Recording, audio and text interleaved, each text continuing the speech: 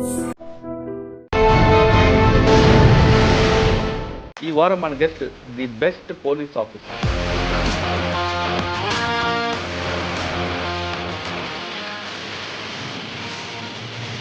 పేరు ఏవి రంగనాథ్ గారు, IPS commissioner, హెడ్రా.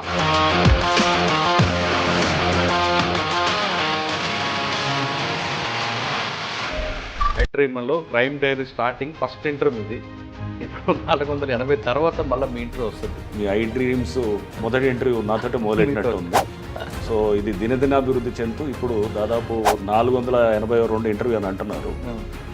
చాలా సంతోషం సార్. ఒకప్పుడు ఈవీడిఎం ఉన్న సంస్థని హెడ్రాగా మార్చే వెనక ప్రభుత్వం ఉద్దేశం ఏంటి? హైడ్రా అనేది ఇది అంతా కూడా ముఖ్యమంత్రి గారి ఆలోచన, రేవంత్ రెడ్డి గారి ఆలోచన అనమాట. ఎఫెక్టివ్గా చెక్ చేయాలి. ఎంక్రోచ్మెంట్ రేపు చేయాలంటే కనుక భయపడాలి. రేపు ఒకటి ఏంటంటే ఈజీగా వచ్చేసి చెరువులు ఆక్రమించేసుకోవటం, లేకపోతే పార్కులు ఆక్రమించుకోవటం. హెచ్ఎండీలో 1000 ఎకరాల భూములు ఇప్పుడు ఆల్రెడీ కబ్జా అయిపోయి చాలా మంది చేతిలో ఉంటాయి. బడాబాబులను టార్గెట్ అన్నారు. ఇక్కడ మీకు అన్ని రాజకీయ పార్టీలు శత్రులు అవుతారు. ఫస్ట్ ఏంటంటే సిస్టమ్ మీద నమ్మకం వస్తే కనుక పబ్లిక్ అంతా మనతో ఉంటారు. ఆ నమ్మకం తీసుకొచ్చేదాన్ని నల్గొండ జిల్లా ఎస్పీ 4 సంవత్సరాలు, అక్కడే డిఏసీ. అక్కడ వెళ్ళిన తర్వాత మీకు మెయిన్ ఛాలెంజ్ చేయవచ్చు. 9 గ్యాంగ్స్ ఉండేవి.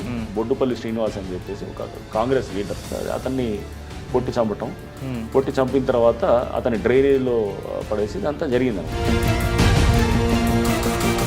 ఒక మర్డర్ చేసి ఒకడిని మొండె ఒక దగ్గర, తల ఒక దగ్గర, అంటే కాళ్ళు చేతులు ఒక దగ్గర. సో వీళ్ళకి భయం అనేది చూపించాలన్నమాట. కానీ మీరు పనిచేసిన టైంలోని సాయిపురం ప్రణీత్ హత్య కేసు, దీన్ని ఆల్రెడీ కౌన్సిలింగ్ ఇచ్చిన తర్వాత కూడా ఈ బాయ్ అందరూ ఎందుకు వచ్చారు? ప్రణయ్ కేసు అండి. It's sensational case. అది నార్త్ అక్కడ కాస్త అఫిలియేట్, బాగా డబ్బున్న వ్యక్తి. ఈ పక్కన ప్రణయ్ ఫ్రెండ్స్ ఉండేవాళ్ళు, వాళ్ళు కూడా ఏంటంటే ప్రణయ్ అని మాట్లాడుతుందని కూడా వాళ్ళు రికార్డ్ చేసి వినిపించడాలు. మారుతిరావు ప్రతీకార హత్య క్లియర్గా. మారుతిరావు కూడా మనకి సూసైడ్ చేసుకుంటారు. అది ఏం సాధించినట్లండి? నా బిడ్డని నేను మంచి కుటుంబంలో ఇవ్వాలి, మంచి భవిష్యత్తు ఇవ్వాలనుకునే తండ్రి తప్పకుండా ప్రతి తండ్రి మీరైనా అంతే చేస్తారు, నేనైనా అంతే చేస్తాను. వరంగల్ వెళ్ళగానే మీకు మెయిన్ ఛాలెంజ్ అవ్వచ్చు. హైదరాబాద్ తర్వాత తెలంగాణలో Warangal is big city. Ruling పార్టీలో ఉన్న వాళ్ళు, పవర్ఫుల్ వాళ్ళు, వీళ్ళందరూ కూడా దీంట్లో ఇన్వాల్వ్ అవుతారు. ఎవరైనా కానీ. వరంగల్లో మీరు ఉన్నప్పుడు ఎంతమంది ఇన్స్పెక్టర్ల మీద సస్పెండ్ చేశారు, ఎంతమంది పొలిటీషియన్ని అరెస్ట్ చేశారు? లేదు, నాకు నెంబర్ గుర్తులేదు కానీ బట్ అదే అరౌండ్ 24-25 దాకా సస్పెన్షన్స్ అయినాయి. పోలీస్ ఆఫీసర్లు ఒకరిద్దరు అరెస్ట్ అయ్యారు.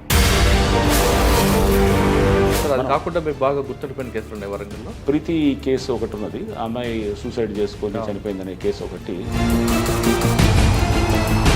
సైకో హరాస్మెంట్ తట్టుకోలేక సూసైడ్ చేసుకున్నానని చెప్తారు, కానీ అమ్మాయి న్యాచురల్ డెత్ అని వస్తుంది కదా. షూర్ షాట్ అక్కడ మనకు ఉన్నటువంటి ఇన్వెస్టిగేషన్ వచ్చినాయన్నీ కూడా డెఫినెట్గా అది మీరైతే నమ్ముతున్నారు 100%. ఆ కేసు దర్యాప్తులో, చాట్స్లో అన్నింటిలో చూసినప్పుడు కూడా. ఎందుకండి మీరు మీ డిపార్ట్మెంట్ ఎక్కువగా? ఒక అతను కూడా డిస్మిస్ చేశాను. ఒక ఎస్ఐ అతను ఒక వేరే హెడ్ కానిస్టేబుల్ లేడీతో కూడా ఆమెని సెక్షువల్ అసాల్ట్ చేయటం, రేప్ కేసులో అరెస్ట్ చేశాను. బండి సంజయ్ గారు అరెస్ట్, ఆ ఎపిసోడ్ చెప్పండి. ఎందుకంటే అంత కాంట్రవర్షియల్ అయింది? ఆ ఫోన్ దొరికిందా, దొరకలేదా, దొరకదా? 10th క్లాస్ అది పేపర్ లీకేజ్, అంటే పేపర్ లీక్ కాదు, మాల్ ప్రాక్టీస్. అది బయటికి వచ్చింది కూడా ఏంటంటే వాళ్ళ ఆయన బండి సంజయ్ గారు దాన్ని ఇతను చెప్పిన దాన్ని బట్టే అంటే వీళ్ళ మధ్యలో కమ్యూనికేషన్ నడుస్తుంది. ఫోన్ వచ్చి ఉంటే మనకు చాలా ఇష్యూస్ మనకు తెలిసేదాన్ని. గవర్నమెంట్ చెప్పింది కాబట్టి బండి సంజయ్ గారికి అరెస్ట్ అన్నది ఇప్పుడు వార్త వచ్చింది, వాస్తవం అంటారా? సార్ ఫైనల్గా చెప్పండి, ఈ డిపార్ట్మెంట్లో వచ్చే వాళ్ళకి ఏం చెప్తారు? నా దృష్టిలో పోలీసుని మించి ఉద్యమం అయితే ఉండదు. Welcome to crime diaries. ఈ వారం మన guest the best police officer. పేరు ఏవి రంగనాథ్ గారు, ఐపీఎస్ కమిషనర్, హెడ్రా. గతంలో ఈవీడిఎం ఉన్న సంస్థని దాన్ని అప్గ్రేడ్ చేస్తూ హెడ్రాగా మార్చారు. హెడ్రాగా మార్చిన తర్వాత ముఖ్య ఉద్దేశం ప్రభుత్వానికి కేవలం జీహెచ్ఎంసీ వరకే పరిమితం కాకుండా నగర శివార్లు కూడా విస్తరించి దాన్ని పూర్తిగా ఇందులో క్లబ్ చేసి చెరువుల రక్షణ కూడా హెడ్రాకి ఇచ్చారు. దానికి కోసం ముందుగా ఈ పోస్ట్ని ఎస్పీ క్యాడర్ నుంచి ఐజీ క్యాడర్ అప్గ్రేడ్ చేసి మన రంగనాథ్ గారు తీసుకొచ్చి కమిషనర్గా ఇచ్చారు. రంగనాథ్ గారిని అడిగి ఈ పోస్ట్లో వచ్చిన తర్వాత ఈ సంస్థని ఈవీఎం నుంచి దానికి జీహెచ్ఎంసీ నుంచి హెడ్రాగా మార్చడానికి ఉద్దేశం ఏంటి, దాంట్లో ఎలాంటి పరిధులు వస్తున్నాయి, సిటీ సరౌండింగ్లో ఉన్న చెరువుల రక్షణకి పాటు భూముల రక్షణకి వాళ్ళ సంస్థ ఎటువంటి జాగ్రత్త తీసుకున్న విషయాన్ని సార్ అంటే తెలుసుకుందాం. సార్ నమస్తే అండి. కంగ్రాచులేషన్స్ అండి. Thank you sir. 2016 అనుకుంటా మీ ఎంట్రీ ఫస్ట్ మీ ఇంట్లో చేశారు. హైడ్రీమన్లో crime diary starting first entry మీది. ఇప్పుడు 480 తర్వాత మళ్ళీ మీ ఇంట్రీ వస్తుంది. దాదాపు అప్పుడు డీసీపీ ట్రాఫిక్, ఇప్పుడు కమిషనర్ హెడ్రా. సార్, ఒకప్పుడు ఈవీడిఎం ఉన్న సంస్థని హెడ్రాగా మార్చే వెనక ప్రభుత్వం ఉద్దేశం ఏంటి? దానికి మిమ్మల్ని తీసుకొచ్చి పెట్టడం వెనక అంటే ఏదో ఉద్దేశం ఉంటే తప్ప సాధారణంగా చేయరు, ఎందుకంటే పోస్ట్ని కూడా అప్గ్రేడ్ చేసుకొచ్చారు. ఇప్పుడు ఇంతకుముందు ఈవీడిఎం అంటే ఎన్ఫోర్స్మెంట్ డైరెక్టర్, డిజాస్టర్ మేనేజ్మెంట్ ఎక్కడ జరుగుతుంది, సిటీలో ఎక్కడైనా లోతడు ప్రాంతాలు జరుగుతుంది, మీ వాళ్ళు వెళ్ళడం, రిస్క్ చేయడం అంతా కూడా సక్సెస్ అయింది. ఇప్పుడు దీని పరిధి పెంచారు కాబట్టి దానివల్ల ప్రజలకు ఎలాంటి ఉపయోగం ఉంటుంది, ప్రభుత్వానికి ఎంత నష్టం లేకుండా లాభం వస్తుంది, దాని ఉద్దేశం ఏంటి చెప్పండి.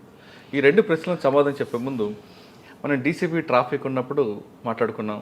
తర్వాత మీరు నల్గొండ ఎస్పీ, వరంగల్ కమిషనర్, తర్వాత city traffic, multizone Hyderabad multizone IG, CCS, ఇవన్నీ పోస్టులు దాటుకుంటూ ఇక్కడికి వచ్చారు. ఒక్కసారి నల్గొండకు వెళ్దాం. ఎందుకంటే నల్గొండ జిల్లాలో 4 సంవత్సరాలు పనిచేయడం కాకుండా అక్కడే మీరు డిఐజీగా ప్రమోషన్ వచ్చారు కాబట్టి నల్గొండ జిల్లాలో మీ మార్క్ ఏంటి? మీరు వెళ్ళేసరికి అక్కడ మీకు ఫస్ట్ ఛాలెంజ్ వచ్చింది. మీరు వెళ్ళిన తర్వాత ఒక మంచి కేసు జరిగిందండి, ప్రణయ్ హత్య కేసు. ఆ కేసులో మీరు చేసిన యాక్ట్ ఎలాగొచ్చింది? ఇంకా అదే కాకుండా చాలా కేసులు ఉన్నాయి. ఒకసారి మీరు చాలా nice talking to you Murali. ఇప్పుడు దాదాపు 8 ఏళ్ళు అవుతున్నట్టుంది. 2016లో మనం ఫస్ట్ ఇంటర్వ్యూ మీరు మీ ఐ డ్రీమ్స్ మొదటి ఇంటర్వ్యూ నాతోటి మొదలెట్టినట్టుంది. సో ఇది దినదినాభివృద్ధి చెందుతూ ఇప్పుడు దాదాపు 482 ఇంటర్వ్యూ అని అంటున్నారు. చాలా సంతోషం. మళ్ళీ 482 ఈ దీని తర్వాత అంటే ఇన్ని ఇంటర్వ్యూస్ తర్వాత మళ్ళీ నేను మాట్లాడడం జాయిన్ అవ్వడం. Yeah right. అండ్ మీతోటి నాకు ఎప్పటి నుంచో తెలిసింది, టీవీ9లో ఉన్నప్పటి నుంచి, అంతకుముందు నుంచి కూడా లాస్ట్ అంటే ఎర్లీ 2000s నుంచి కూడా మీరు యాక్చువల్గా sir additional SP Kakinada, Markapur కూడా అవును. So it was a nice journey అంతా కూడా. రైట్. ఈ హైడ్రా గురించి మీకు అంటే కొన్ని విషయాలు అందరికీ కూడా తెలియాల్సిన అవసరం ఉంటుంది. దీన్ని హైడ్రా అనేది ఇంకా ఇది జియో ఇంకా ఫార్మల్గా ఇష్యూ కాలేదు. దీని మీద చర్చలు జరుగుతున్నది, ఇంకా అది డిస్కషన్ స్టేజ్లో ఉన్నది. ఓకే. ఇది అంతా కూడా ముఖ్యమంత్రి గారి ఆలోచన, రేవంత్ రెడ్డి గారి ఆలోచన అనమాట. ఈ హైడ్రా అనేది దీనికి ఒక యాక్రోనిమ్ అనమాట. అంటే దీని పేరు మనం చూస్తే కనుక Hyderabad disaster response and asset protection authority. మీకే అసెట్ ప్రొటెక్ట్ అంటే డిజాస్టర్ రెస్పాన్స్. హైదరాబాద్లో డిజాస్టర్ రెస్పాన్స్ ఏమన్నా వరదలు, విపత్తులు లేకపోతే ఇంకేదైనా వచ్చినా కానీ కూడా ఫస్ట్ రెస్పాండర్గా హైడ్రా అనే సంస్థ చేయాలి. రైట్. దీనికి తర్వాత అసెట్ ప్రొటెక్షన్. అసెట్ ప్రొటెక్షన్ అంటే ఏంటి? ఆస్తుల అంటే మన సంరక్షణ చేయటం అన్నమాట. సో ఆస్తులు అంటే ఏముంటుంది? ప్రభుత్వ ఆస్తులు, చెరువులు, నెక్స్ట్ గవర్నమెంట్ భూములు, నాలాలు, లేకపోతే పార్కులు, లేకపోతే ఏమన్నా ఉంటాయి అది మన బరియల్ గ్రౌండ్స్, ఇట్లా ఏదైనా కానీ ఓపెన్ స్పేసెస్, ఆడే గ్రౌండ్స్, ఇవన్నీ కూడా ప్రభుత్వ ఆస్తుల కింద వస్తాయి. వీటిల్ని అసెట్ ప్రొటెక్షన్లో చేస్తూ ఇంకా మనం దాంట్లో ఇంకా కొన్ని ఇతర దాంట్లో అధికారాలు, పవర్స్ కూడా ఉన్నాయన్నమాట. సో దీనికి బ్యాక్గ్రౌండ్ కూడా చూస్తే కనుక 2019లో ఈ ఆర్గనైజేషన్ ఒకటి క్రియేట్ చేయడం జరిగిందనమాట. డైరెక్టరేట్ ఈవీడిఎం అనమాట, directorate of enforcement vigilance and disaster management. ఇది జిహెచ్ఎంసీలో తయారు చేయబడ్డ ఒక ఇదనమాట, ఒక ఆర్గనైజేషన్. ఈ డైరెక్టరేట్కి ఒక ఎస్పీ స్థాయి అధికారి, ఒక ఐపీఎస్ స్థాయి అధికారి ఉంటూ వచ్చారు. అంతకుముందు విశ్వజిత్ కంపాటి అని చెప్పి ఒక ఐపీఎస్ ఆఫీసర్ ఆయన ఉన్నారు. తర్వాత ప్రకాష్ రెడ్డి కూడా ఆయన తర్వాత 2023లో ఆయన రావటం. సో ఇదంతా కూడా ఒక ఎస్పీ స్థాయి అధికారిగా జిహెచ్ఎంసీలో భాగంగా ఉండిందనమాట. సో ఈవీడిఎం అంటే ఏంటి? ఎన్ఫోర్స్మెంటు, విజిలెన్సు, డిజాస్టర్ మేనేజ్మెంట్. ఈ అంటే ఎన్ఫోర్స్మెంటు, వి అంటే విజిలెన్సు, డి అంటే డిజాస్టర్ మేనేజ్మెంట్. ఎన్ఫోర్స్మెంట్ అంటే ఏం చేస్తారు? ఎన్ఫోర్స్మెంట్ అంటే సేమ్ ఇదే, చెరువులు ప్రొటెక్ట్ చేయటం, లేకపోతే కనుక వాళ్ళు దాన్ని సెక్యూరిటీ గార్డ్స్ అది ఉండి అక్కడ ఎవరిని ఆక్రమిస్తుంటే కనుక వాళ్ళని వాళ్ళ మీద చర్యలు తీసుకోవటం, ఆక్రమణలు అంటే కాకుండా దానికి అంటే ఎంక్రోచ్ అవ్వకుండా కాపాడటం, ఆల్రెడీ ఆక్రమించిన దాన్ని మళ్ళీ వెనక్కి రిట్రీవ్ చేయటం, ఇట్లా అనేది ఎన్ఫోర్స్మెంట్లో భాగం ఉంది. సో ఎన్ఫోర్స్మెంట్ ఇప్పుడు ఇందాక ఏదైతే కనుక మనం చూసామో ప్రభుత్వ ఆస్తులన్నింటినీ కూడా కాపాడటం అనేది ఎన్ఫోర్స్మెంట్లో భాగం అనమాట. ప్రభుత్వ ఆస్తులు అంటే ఏముంది? పార్కులు, లేకపోతే చెరువులు, నాలాలు, ఇంతే కాకుండా ప్రభుత్వ ఏది గ్రౌండ్స్, బరియల్ గ్రౌండ్స్, ఇవన్నీ కూడా దాంట్లో వచ్చేది. అంటే ఇది ఇవన్నీ కూడా ఎన్ఫోర్స్మెంట్లో కాపాడటానికి అసెట్స్ అనమాట, అసెట్స్ కాపాడటం. దీంట్లో కూడా మళ్ళీ ఇది కూడా ఉండేది ఏదంటే ఇప్పుడు సపోజ్ ఎవరన్నా 2 అంతస్తులకి పర్మిషన్ తీసుకొని బిల్డింగ్ పర్మిషన్ తీసుకొని వాళ్ళు 4 అంతస్తులు 5 అంతస్తులు కడుతున్నారు అనుకోండి. సో అది కూడా అప్పుడు ఉన్నటువంటి ఈవీడిఎం వాళ్ళ పరిధిలోకి వచ్చేదన్నమాట. వచ్చి వాళ్ళు అది కూడా యాక్ట్ చేయొచ్చు అనేది అట్లా ఇచ్చారు అధికారులు. అంటే ఇదంతా కూడా 2019లో ఒక 888 జీవో అని ఉంటుంది, దాని కింద ఈ అధికారులన్నీ కూడా వచ్చాయన్నమాట. అది కాకుండా హోర్డింగ్స్ మీద ఫైన్ వేయడం అది కూడా ఉంటుంది. అంటే వాళ్ళకి ఫైన్స్ వేయటము, అడ్వర్టైజ్మెంట్స్ మీద కూడా ఇది ఎన్ఫోర్స్మెంట్ చేయటం, అవి కూడా అన్ని దాంట్లో కూడా వస్తుంది అనమాట. ఎన్ఫోర్స్మెంట్లో ఇవన్నీ. నెక్స్ట్ ఇంతే కాకుండా విజిలెన్స్ అంటే ఎన్ఫోర్స్మెంట్ విజిలెన్స్. వి అంటే ఏంటంటే ఈ అధికారులు ఎవరైతే కనుక జిహెచ్ఎంసీలో ఉన్నటువంటి అధికారులు వాళ్ళు కనుక ఎవరైనా అవినీతికి పాల్పడుతున్నట్టు కానీ లేదా వాళ్ళ విధులు సక్రమంగా నిర్వహించబోయినప్పుడు కానీ వాళ్ళ మీద విజిలెన్స్ రిపోర్ట్స్ జనరేట్ చేసి కమిషనర్ జిహెచ్ఎంసీకి పంపించాలి అనేది అప్పుడు దాని కింద ఉన్నటువంటి అరేంజ్మెంట్ అనమాట. సో విజిలెన్స్ ఆస్పెక్ట్ అదనమాట. లేదా ఎవరైనా కానీ నెగ్లిజెంట్గా సపోజ్ ఒక బిల్డింగ్ పర్మిషన్ ఇచ్చారు, ఇచ్చిన తర్వాత దాని మీద 2-3 అంతస్తులు కట్టారు, సో దానికి అడిషనల్గా కట్టారు, పర్మిషన్ లేకుండా కట్టారు, సో వాళ్ళ మీద కూడా చర్యలు తీసుకోవడానికి అట్లా. నెక్స్ట్ డిజాస్టర్ మేనేజ్మెంట్ అంటే మీకు తెలుసు, మామూలుగా వర్షాలు వచ్చినప్పుడు ఎక్కడన్నా రోడ్ల మీద వాటర్ నిలిచినా కానీ కూడా వీళ్ళు ఇమీడియట్గా ఫస్ట్ రెస్పాండర్ కింద వెళ్ళి ఈ టీమ్స్ ఉంటాయి, డిఆర్ఎఫ్ టీమ్స్ ఉంటాయి, ఈ టీమ్స్ అంతా కూడా డిజాస్టర్ రెస్పాన్స్ ఫోర్స్ అని ఉంటుంది. ఈ టీమ్స్ కూడా వెళ్ళి ఇమీడియట్గా అక్కడ క్లియర్ చేయటం, వాటర్ని అంతా కూడా లాగింగ్ అంతా క్లియర్ చేసేదానికి ఈ డిఆర్ఎఫ్ టీమ్స్ ఉంటాయి అన్నమాట. ఇంతేకాకుండా ఏమైనా వరదలు వచ్చినప్పుడు లేకపోతే ఏమైనా ఫైర్ యాక్సిడెంట్స్ అయినప్పుడు బిల్డింగ్ కొలాప్స్ అయినప్పుడు కూడా ఈ డిఆర్ఎఫ్ టీమ్స్ యాక్ట్ చేస్తాయి. బట్ మెయిన్గా యాక్ట్ చేసేది ఇప్పుడు వరదలు వచ్చినప్పుడు కానీ లేకపోతే ఏమైనా ఫైర్ యాక్సిడెంట్ అయినప్పుడు మళ్ళీ ఫైర్ డిపార్ట్మెంట్ ఉంటుందన్నమాట. అది state disaster response and fire services authority అదో ఉంటుందన్నమాట, అదో డిపార్ట్మెంట్ ఉంది. ఆ డిపార్ట్మెంట్ వాళ్ళ ఇది ఉంటుంది. ఇప్పుడు వీళ్ళు కూడా అసిస్ట్ చేస్తారనమాట దాంట్లో. అంటే మేజర్ విపత్తులు అయితే వాళ్ళు చూస్తారు, బట్ చిన్న వర్షాలు ఇట్లాంటి ఏమన్నా ఇది వచ్చి రోడ్లు ఇది అనేది ఇది చూస్తుంటారు. సో ఈ ఈవీడిఎం అనేది ఇది జిహెచ్ఎంసీ పరిధిలో ఉండింది. దీని అధికారాలు కూడా ఎక్కడ దాకా ఉండేది, ఓన్లీ జిహెచ్ఎంసీ వరకే ఉండేదన్నమాట. దీని తర్వాత ఇప్పుడు ముఖ్యమంత్రి గారు రేవంత్ రెడ్డి గారు వారి ఆలోచన ఏంటంటే ఇది ఉన్నా కానీ కూడా జిహెచ్ఎంసీలో అంతర్భాగం అవ్వటం వల్ల ఎఫెక్టివ్గా అనుకున్నంత ఎఫెక్టివ్గా చేయలేకపోయింది. ఎందుకంటే ఎంక్రోచ్మెంట్స్ని చెక్ చేయటం, చాలా చెరువులు నాలాలు కూడా కబ్జా అవుతూనే ఉన్నాయి, దాని మీద పెద్ద యాక్షన్ కూడా పెద్ద లేదు. అండ్ ఎందుకంటే అది పార్ట్ ఆఫ్ ద సిస్టంలో ఉంది కాబట్టి, సో దీన్ని ఇంకా మోర్ ఎఫెక్టివ్గా చేయాలంటే కనుక దీన్ని ఒక ఇండిపెండెంట్ సంస్థగా తయారు చేయాలి అనేది ఉండిందనమాట. ఇండిపెండెంట్ సంస్థగా తయారు చేసి దీనికి డైరెక్ట్గా ఏంటంటే ముఖ్యమంత్రి గారి దాని కంట్రోల్లో ఉండేటటువంటి ఏజెన్సీగా తయారు చేస్తూ దీనికి ఫండింగు అంతా కూడా సపరేట్గా చేస్తూ బడ్జెటింగ్ అంతా ప్లస్ డైరెక్ట్గా దీనికి ఒక ఐజీ స్థాయి అధికారి ఇంకా కొంతమంది ఎస్పీలు ఇట్లా అంతా రకరకాల అన్ని మల్టీ డిసిప్లినరీ అంటే అన్ని ఏజెన్సీస్ కూడా ఉంటాయి. ఇరిగేషన్ అధికారులు ఉంటారు, రెవెన్యూ వాళ్ళు ఉంటారు, సర్వేయర్స్ ఉంటారు, రిజిస్ట్రేషన్ డిపార్ట్మెంట్ వాళ్ళు ఉంటారు, నెక్స్ట్ ఇంకా ఫారెస్ట్ డిపార్ట్మెంట్ వాళ్ళు ఉంటారు, ఇంకా ప్రతి డిపార్ట్మెంట్ అంటే దీన్ని మల్టీ డిసిప్లినరీ దీంట్లో ఉండేటట్టు చేయాలనేది వారి ఆలోచన అన్నమాట. సో ఈ ఆలోచన నుంచి బేసికల్గా ఏంటంటే ఎఫెక్టివ్గా చెక్ చేయాలి. ఎంక్రోచ్మెంట్ రేపు చేయాలంటే కనుక భయపడాలి. రేపు ఒకటి ఏంటంటే ఈజీగా వచ్చేసి చెరువులు ఆక్రమించేసుకోవటం లేకపోతే పార్కులు ఆక్రమించుకోవటం చేసిన తర్వాత అదంతా మొత్తం వాడు ఎకరాల కొద్దీ ఆక్రమించుకొని తర్వాత దాన్ని ఇది లేకుండా ఉండటానికి. సో దీని మీద ఆల్రెడీ చాలా రౌండ్స్ ఆఫ్ డిస్కషన్స్ కూడా ముఖ్యమంత్రి గారి సమక్షంలో జరిగినాయి అన్నమాట. సో దీంట్లో ఇంకా అంటే మనం ఇప్పుడు నన్ను ప్రస్తుతానికి కమిషనర్ ఈవీడిఎం అని అంటారు. హైడ్రా కింద రూపాంతరం చెందడానికి ఇంకో కొన్ని రోజులు పడుతుందన్నమాట. బహుశా ప్రాబ్లీ ఒక 15 days ఆర్ 1 month అట్లా పడుతుండొచ్చు ఆ జియో వచ్చేదానికి ఇది అవుతుందన్నమాట. సో దీనికి పలు రౌండ్స్ ఆఫ్ డిస్కషన్స్ అన్నీ అవుతున్నాయి. దీంట్లో అంతా కూడా లోతుగా పరిశీలన చేసిన తర్వాత ఒక మొత్తం డీటెయిల్డ్ ఒక జియోని కూడా ఇవ్వడానికి కూడా ప్రభుత్వం వైపు నుంచి కూడా చాలా ఇదిగా ఉన్నారు. సో ముందుగానే ఇది ఒక ఐజీ స్థాయి పోస్టు ఉంటుంది కాబట్టి అని చెప్పేసి నాకు చెప్పినప్పుడు కూడా ఇది ఒక హైడ్రా అనేది అంటే ఇది ఒక స్టేట్ అది మొత్తం disaster response and asset protection అథారిటీగా ఉంటుంది కాబట్టి మీరు అంటే నన్ను ముందుగానే నాకు చెప్పారు పోస్టింగ్ చేసే ముందు ఇది చాలా ఇంపార్టెంట్ పోస్టు మీకు ఇచ్చేస్తున్నామని అంటే తప్పకుండా అంటే ఫస్ట్లో నాకు ఇది డిజాస్టర్ రెస్పాన్స్ దీనికంటే ఇది నేను లా అండ్ ఆర్డరు లేకపోతే ట్రాఫిక్ క్రైమ్స్ ఇవన్నీ నా స్పెషలైజేషన్. సో ఫస్ట్లో నేను అంటే డిజాస్టర్ రెస్పాన్స్కి నేను చేసేది పెద్దగా ఏముంటుంది అనేది అనుకున్నాను. బట్ తర్వాత నాకు చెప్పడం జరిగింది ఇది లేదు మీరు అనుకున్నట్టు డిజాస్టర్ రెస్పాన్స్ కాదు, ఇది చాలా విస్తృతమైన పోస్ట్ ఇది.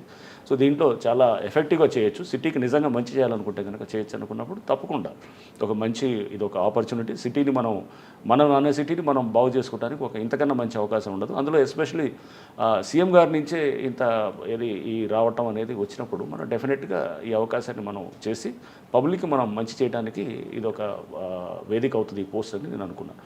దీంట్లో కూడా మళ్ళీ ఏంటంటే జిహెచ్ఎంసీ పరిధిని దాటి ఇంకా ఔటర్ రింగ్ రోడ్ దాకా తీసుకెళ్లాలని, అంటే హెచ్ఎండిఏ ఇంకా చాలా మున్సిపాలిటీస్ ఉన్నాయి, లైక్ మన నార్సింగి మున్సిపాలిటీ, లేకపోతే నిజాంపేట మున్సిపాలిటీ, ఇట్లా ఏది మన మేడ్చల్ మున్సిపాలిటీ, ఈ చుట్టూ పెద్దంబర్పేట మున్సిపాలిటీ, మహేశ్వరం మున్సిపాలిటీ, ఇవన్నీ కూడా దాదాపు 20 పైన మున్సిపాలిటీలు, 33 గ్రామ పంచాయతీలు, మళ్ళీ ఇంకా వేరే ఏది కంటోన్మెంటు, లేకపోతే ఐలా అని చెప్పేసి ఇండస్ట్రియల్ ఏరియాస్ లోకల్ అథారిటీ అని, ఇట్లా ఇవన్నీ కూడా చాలా దీంట్లో వస్తున్నాయి అన్నమాట.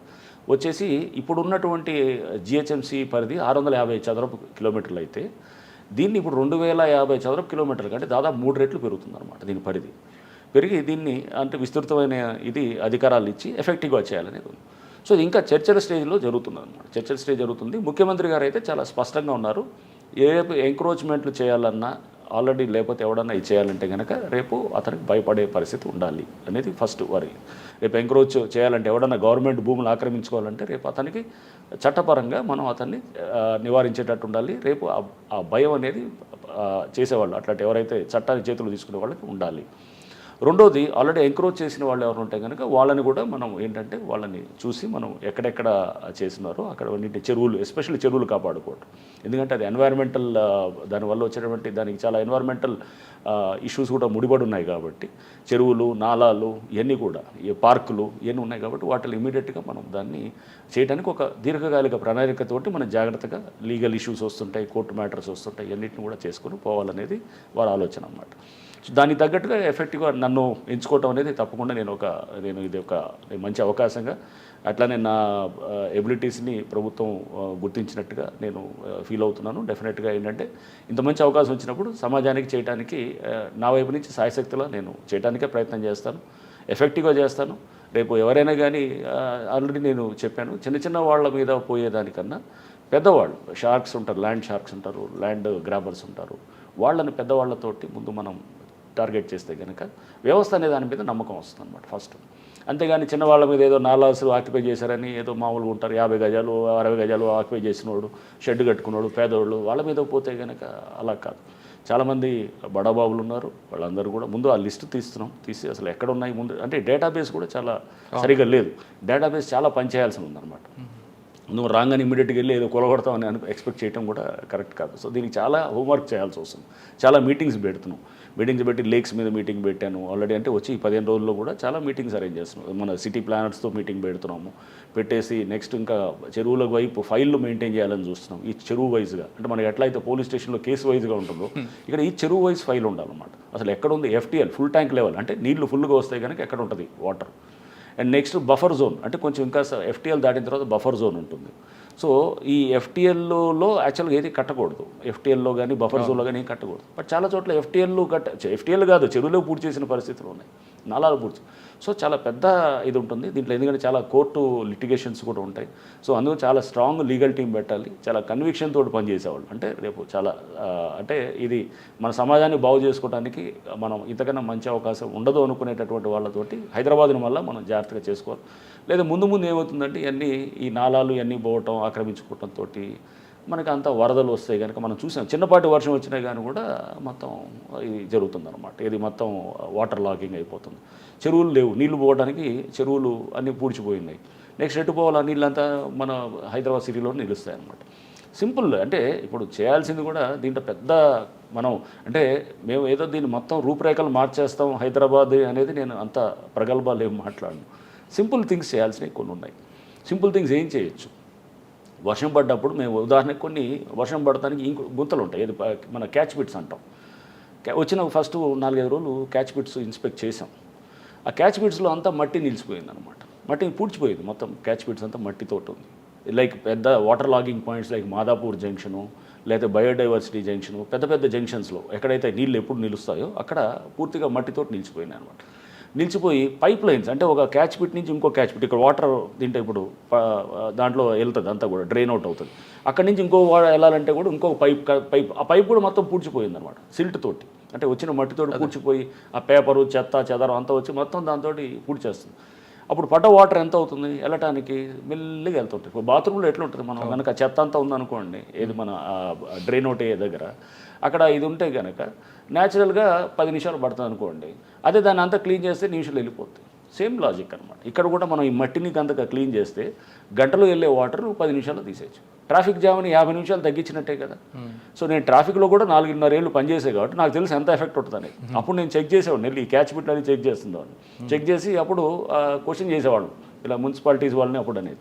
సో అంటే దీన్ని చిన్న చిన్న మనం పెద్ద పైప్ లైన్లు మార్చేసి నాలాలంతా మనం పెద్ద వైడైన్ చేసేసి పెద్ద చేసేదానికన్నా ముందు మన చేతిలో ఉన్న చిన్న చిన్న వాటిని కరెక్ట్ చేస్తే కనుక పని చేయించాలి. అక్కడ ఫస్ట్ అక్కడ ఉన్నటువంటి సిల్ట్ తీసే వాళ్ళతో పని చేయించాలి.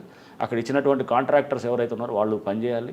వాళ్ళు టెండర్ డాక్యుమెంట్స్ కూడా చూసినప్పుడు వాళ్ళు క్లియర్గా సిల్ట్ తీయాలని ఉంది. మరి ఎందుకు తీయట్లేదు అంటే పని చేయించట్లేదు. వాళ్ళతో పని చేయిస్తే కనుక ముందు సగం ప్రాబ్లమ్ సాల్వ్ అవుతాయి అన్నమాట. సో ఈ చిన్న చిన్న వాటిల్ని ముందు మనం చేస్తూ బాధ్యత పెంచాలన్నమాట. సో ముఖ్యమంత్రి గారి ఆలోచన కూడా ఏంటంటే అకౌంటబిలిటీ మనం ఫిక్స్ చేసేటట్టు చేయాలని. డెఫినెట్గా ఇప్పుడు సపోజ్ ఒక ఎంక్రోచ్మెంట్ వచ్చిందనుకోండి, అక్కడున్న అధికారి ఏం చేస్తున్నాడు, అతను ఎందుకు బాధ్యత చేయకూడదు? న్యాచురల్ రేపు అతను బాధ్యత అవుతాడు. అతను ఆ ఏరియాలో ఉన్న అతను ఎంక్రోచ్మెంట్ కట్టి ఒక ఓసీ తీసుకొస్తారు, 2 అంతస్తులు కట్టి 5 అంతస్తులు కడతాడు దాన్ని, మరి అతను బాధ్యతే కదా. తెలిసినప్పుడు కొలగొట్టాలి కదా. ఎందుకు కొలగొట్టలేదు అంటే చూసి ఉన్నట్టు ఎందుకు పోతున్నావు? డెఫినెట్గా అది నెగ్లిజెన్స్ అని ఉండాలి, అది కనైవెన్స్ అని ఉండాలి. అట్లనే తీసుకుంటారు. సో ఇవన్నీ కూడా అంటే విజిలెన్స్ యాంగిల్లో కూడా పవర్స్ ఇవ్వాలనేది కూడా ఉంది. ఆల్రెడీ ఉన్నాయి, ఈవీడిఎంలో ఆ పవర్స్ ఉన్నాయి. దాన్ని ఇంకా స్ట్రాంగ్గా ఇవ్వాలనేది సీఎం గారి ఆలోచన. ఇంకా ఏంటంటే బహుశా ఒక పోలీస్ స్టేషన్ కూడా క్రియేట్ చేయాలనేది మొత్తం దీనన్నిటికీ ఇది నిన్న చర్చించినప్పుడు కూడా అంటే ఇదంతా చర్చ స్టేజ్లో ఉన్నాయి. సో బహుశా త్వరలో ఒక కార్యరూపం చేస్తుంది. బట్ ముఖ్యమంత్రి గారు అయితే చాలా స్పష్టంగా ఉన్నారు, మనం కమ్ వాట్ మే దీన్ని మనం చెక్ చేయాలి.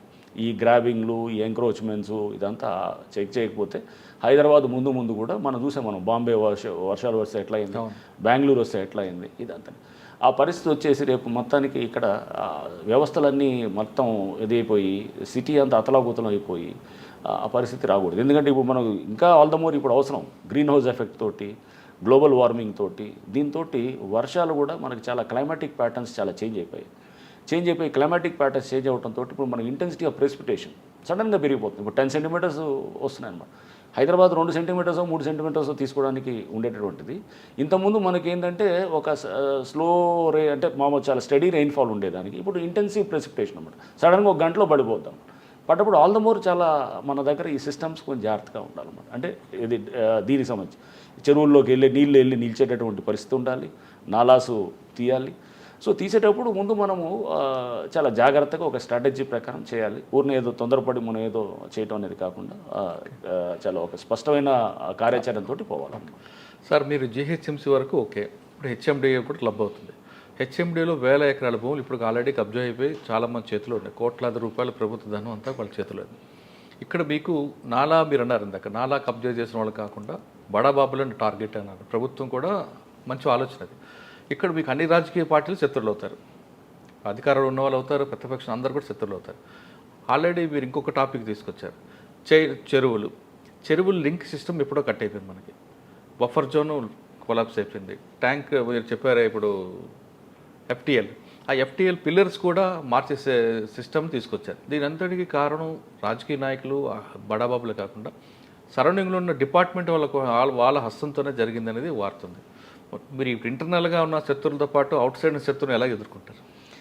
లేదా ఇది డెఫినెట్గా ఎక్కడైనా కానీ కూడా మనం కొన్ని వెస్టెడ్ ఇంట్రెస్ట్ని టేక్ ఆన్ చేస్తున్నప్పుడు ఎవరైనా ఇప్పుడు దీంట్లో మీరు అన్నట్టు 100%. ఎందుకంటే చాలామంది తోటి శత్రుత్వం వస్తుంది అనమాట. ఎందుకంటే చాలామంది వెస్టర్న్ ఇంట్రెస్ట్లు, చాలా పవర్ఫుల్ ఇంట్రెస్ట్లు ఉన్న వాళ్ళు ఉంటారు.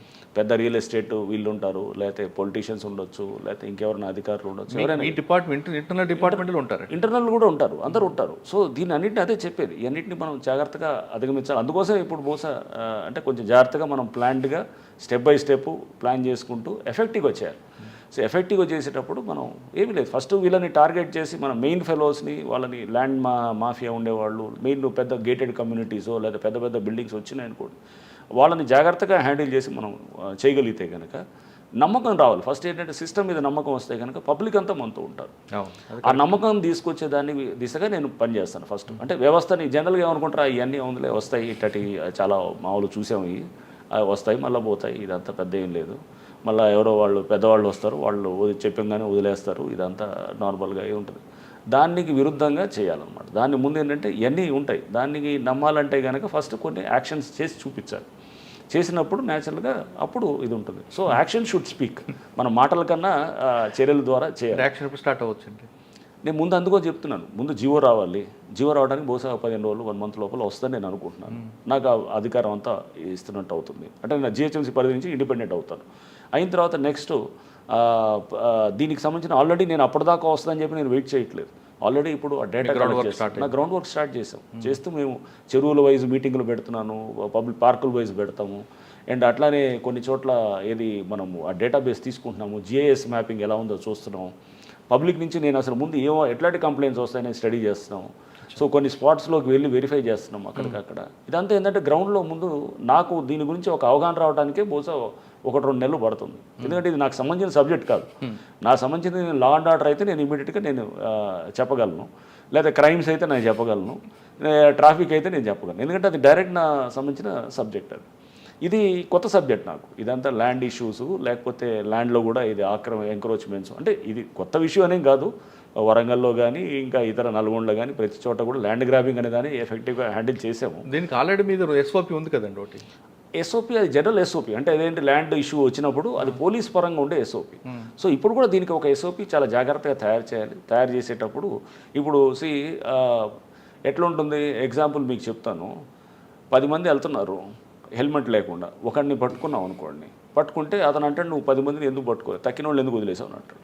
సింపుల్, నన్ను ఒక్కడిని ఎందుకు చేస్తున్నాడు అని. అంటే ఇప్పుడు ఎంక్రోచ్మెంట్స్ అనేది చాలా విస్తృతంగా ఉన్నాయి. దాదాపు మీరు 10లో చూస్తే కనుక 7-8 ఉంటాయి ఎంక్రోచ్మెంట్స్. వాళ్ళు ఏదో ముందు రేకులు వేయటం, లేకపోతే కాస్త సెట్ బ్యాక్ అను, లేకపోతే కొంతమంది అదనంగా కట్టడము, లేకపోతే ఇట్లా రకరకాలుగా ఉన్నాయి.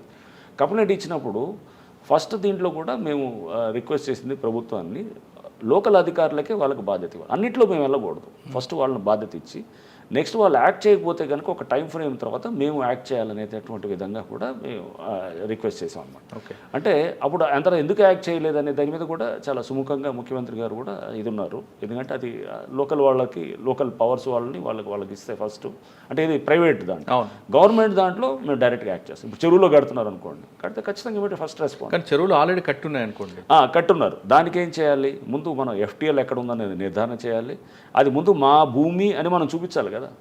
ఎఫ్టీఎల్లో పట్టా భూములు కూడా ఉంటాయి, చాలా మందికి పట్టాలు ఉన్న వాళ్ళు ఉంటారు. ఎఫ్టీఎల్ లోపల ఉన్న వాళ్ళు అపార్ట్మెంట్స్ కట్టిస్తున్నారు, అపార్ట్మెంట్ కట్టింది. అదే నేనేది అక్కడ చూస్తూ కూడా దాన్ని కూడా మనం చాలా జాగ్రత్తగా మనం జడ్జ్ చేయాలి. ఎక్కడైతే గనక మనం అది ఆ చెరువు దాని అన్నింటిని కూడా, అంటే అందుకు ఎన్వైర్మెంటలిస్ట్తో కూడా డీటెయిల్ మీటింగ్ పెట్టుకొని నెక్స్ట్ అక్కడ ఉన్నటువంటి మనం అన్ని ఆ ఏరియాలో ఉన్నటువంటి దాన్ని మనం ఒకసారి చాలా జాగ్రత్తగా అనలైజ్ చేసుకోండి. ఫ్యాక్టర్స్ అన్ని అపాయింట్మెంట్లు కట్టేస్తున్నాయి, లేకపోతే ఇది ఉన్నది అన్నప్పుడు దీన్ని పీనలైజ్ ఏమైనా చేయాలా, వాళ్ళకి ఎట్లా చేయాలి అని ఇంకా చాలా విస్తృతంగా, చాలా ఇప్పుడు నేను వచ్చి 15 రోజులు అవుతుంది. సో డీటెయిల్గా పోయి దాంట్లో వచ్చిన సమస్యలతోటి 10 మందితో డిస్కస్ చేసినప్పుడు అప్పుడు దానికి వచ్చేటటువంటిది. అట్లానే ప్రభుత్వంతో, ముఖ్యమంత్రి గారితో కూడా డిస్కస్ చేసినప్పుడు వచ్చే సమస్యలు మనం సొల్యూషన్ చేసుకుంటూ పోవడం. అంతేగాని ప్రతి బిల్డింగు పెద్ద ఇది కొట్టే అలానే కూడా ఆల్టర్నేట్ చూస్తుంటారు. ఎలా చేయాలి, వాళ్ళకి ఆల్టర్నేట్ ల్యాండ్ ఇవ్వాలా, లేకపోతే ఎలా చేస్తారు, వాళ్ళు తెలిసి చేశారు, అప్పటికే ఎఫ్టీఎల్ తెలిసి జరిగిందా.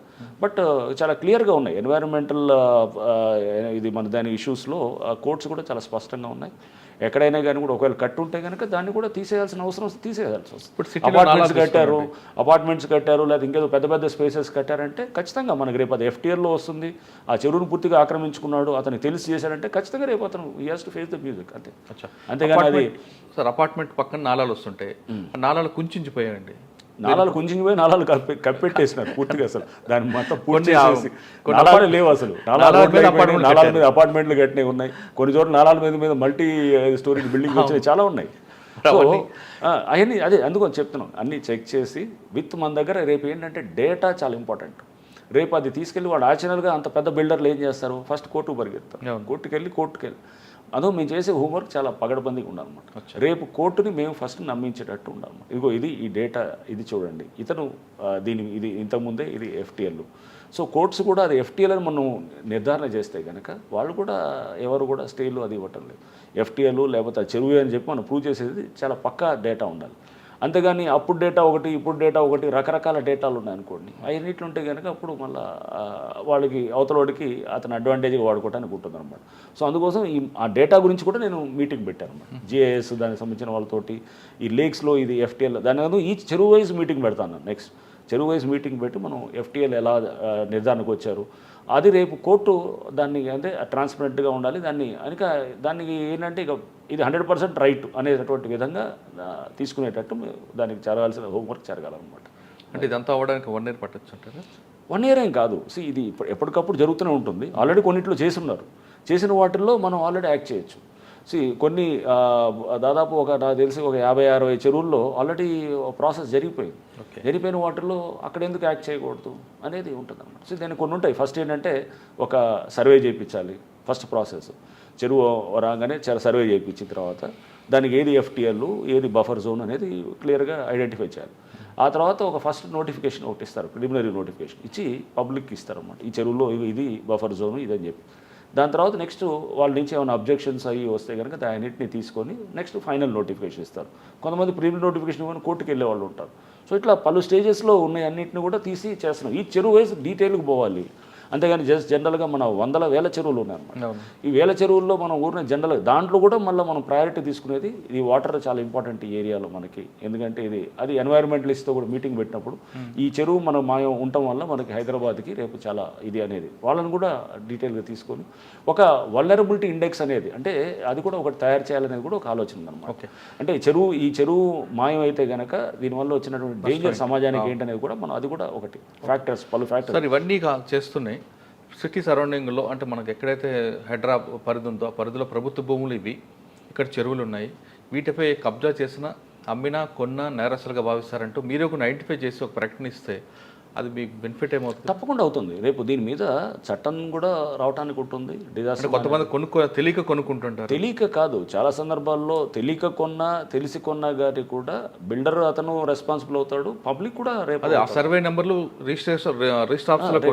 ఇప్పుడు ignorance of law is no excuse అని అంటారు. తెలియక మాకు తెలియదు, చట్టం ఇక్కడ ఎలా ఉందో తెలియదు, లేకపోతే ఇక్కడ ఉన్నటువంటి ఫ్యాక్ట్స్ మాకు తెలియదు అని అంటే కనుక రేపు మేము అది ఎఫ్టీఎల్ అని చెప్పేసి దీంట్లో ఇంతకుముందు గతంలో అధికారులు కానీ అప్పుడు చాలా ఇప్పుడుతో కాదు, ఇది చాలా సంవత్సరాలుగా ఇది వస్తూ వచ్చింది సిస్టమ్. ఇప్పుడు కొత్తగా ఏదో ఈ లాస్ట్ ఏదో 2 ఏళ్ళలోనో లేకపోతే ఇంకా 10 ఏళ్ళు బట్ క్రమేపీ ఇది పెరుగుతూ వచ్చింది ఇదంతా. చాలా స్పీడ్గా ఈ మధ్య ఏంటంటే ఈ ఆక్రమణలు గురవటంతోనే ముఖ్యమంత్రి గారికి ఈ ఆలోచన వచ్చిందన్నమాట. అంటే ముందే ఒక ప్రకటన ఇస్తే బాగుంటుంది కదా అని. ఇక్కడ ప్రభుత్వ భూములు ఉన్నాయి, ఇక్కడ చెరువులు ఉన్నాయి, వీటిపై కబ్జా చేసినా అమ్మినా కొన్నా నేరం అని భావిస్తే తప్పకుండా అది మనం రేపు ఏం చేస్తాము, ఎక్కడెక్కడ చెరువులు ఉన్నాయి అందుకు నోటిఫికేషన్స్ అన్ని ఇచ్చారు చాలా చోట్ల. సర్వేలు చేపించి అన్నీ కూడా సర్వేలు చేపించి పేపర్ ప్రకటనలు కూడా ఇది అన్నీ కూడా ఇది ఉన్నాయని చెప్పేసి వాళ్ళు రేపు చేసినప్పుడు కోర్టుకి సబ్మిట్ చేస్తారు. కోర్టు కూడా వెళ్తారు న్యాచురల్గా. మనం వాళ్ళ లీగల్ హక్కును కాదని అనలేము కదా. ప్రకటించింది కాబట్టి వెళ్తే వాళ్ళు అంటారు సార్ అప్పుడే మీరే పర్మిషన్ ఇచ్చారు కదా, మరి మీరే పర్మిషన్ ఇచ్చి మీరు మళ్ళీ ఇప్పుడు కాదంటే ఎలా ఇలా అంటారు రకరకాల. అంటే ఇష్యూస్ వస్తాయి. మీరే పర్మిషన్ ఇచ్చారు, అప్పుడు బిల్డింగ్ ప్లాన్ అప్రూవ్ చేశారు, మళ్ళీ ఇప్పుడే వచ్చి మీరే కాదంటున్నారు, ఎలా అవుతుంది ఇది అన్నట్టు. అప్పుడు పర్మిషన్ ఇచ్చిన సిస్టమ్ని అప్పుడు వాళ్ళు కూడా బాధ్యులు అవుతారు. ఈ మధ్యకాలంలో అయితే కనుక ఎప్పుడో సరే 30-40 ఏళ్ల క్రితం ఎప్పుడైనా అయితే కనుక అది చెప్పలేం కానీ బట్ తప్పకుండా అన్నింటినీ కూడా పరిగణలో తీసుకుంటాం. పర్మిషన్ ఎలా ఇచ్చారు, అంతకుముందు ఎఫ్టీఎల్ అని తెలిసి ఎలా ఇస్తున్నారు, అవన్నీ కూడా రేపు వాళ్ళు ప్రాసిక్యూట్ చేస్తారు. ఇందులోనే మీకు ఇన్వాల్వ్మెంట్ అయిన ఇంకో డిపార్ట్మెంట్ ఉంటుంది, సబ్ రిజిస్టర్ డిపార్ట్మెంట్. సబ్ రిజిస్టర్లకు ఉన్న రైట్స్ ప్రకారం అక్కడ ఉన్న ల్యాండ్ అనేది వెరిఫై చేయకుండా రిజిస్ట్రేషన్ చేయడం అనేది వాళ్ళకున్న రైట్స్. ఈవెన్ చార్మినార్ అమ్మడానికి వచ్చినా సరే వాళ్ళు రిజిస్ట్రేషన్ చేస్తారు, వెరిఫై చేయరు. వాళ్ళకున్న నామ్స్లు వాళ్ళకు ఉన్నాయి. అది కూడా మాడిఫికేషన్ చేస్తే ఒక ప్లస్ అయ్యే అవకాశం ఉంటుంది కదా. తప్పకుండా మురళి, ఇది చాలా పెద్ద సబ్జెక్టు, ఇది చాలా ఏంటంటే దీంట్లో మనం వెళ్ళే కొద్దీ ఇంకా మేము నేర్చుకుంటాము. తప్పకుండా ప్రభుత్వానికి కూడా పలు రిపోర్ట్స్ ద్వారా చట్టాలు మాడిఫికేషన్ చేయాలంటే కూడా చేస్తాము, ఏజెన్సీస్ టైటన్ అప్ చేయాలంటే కూడా చేయాలి.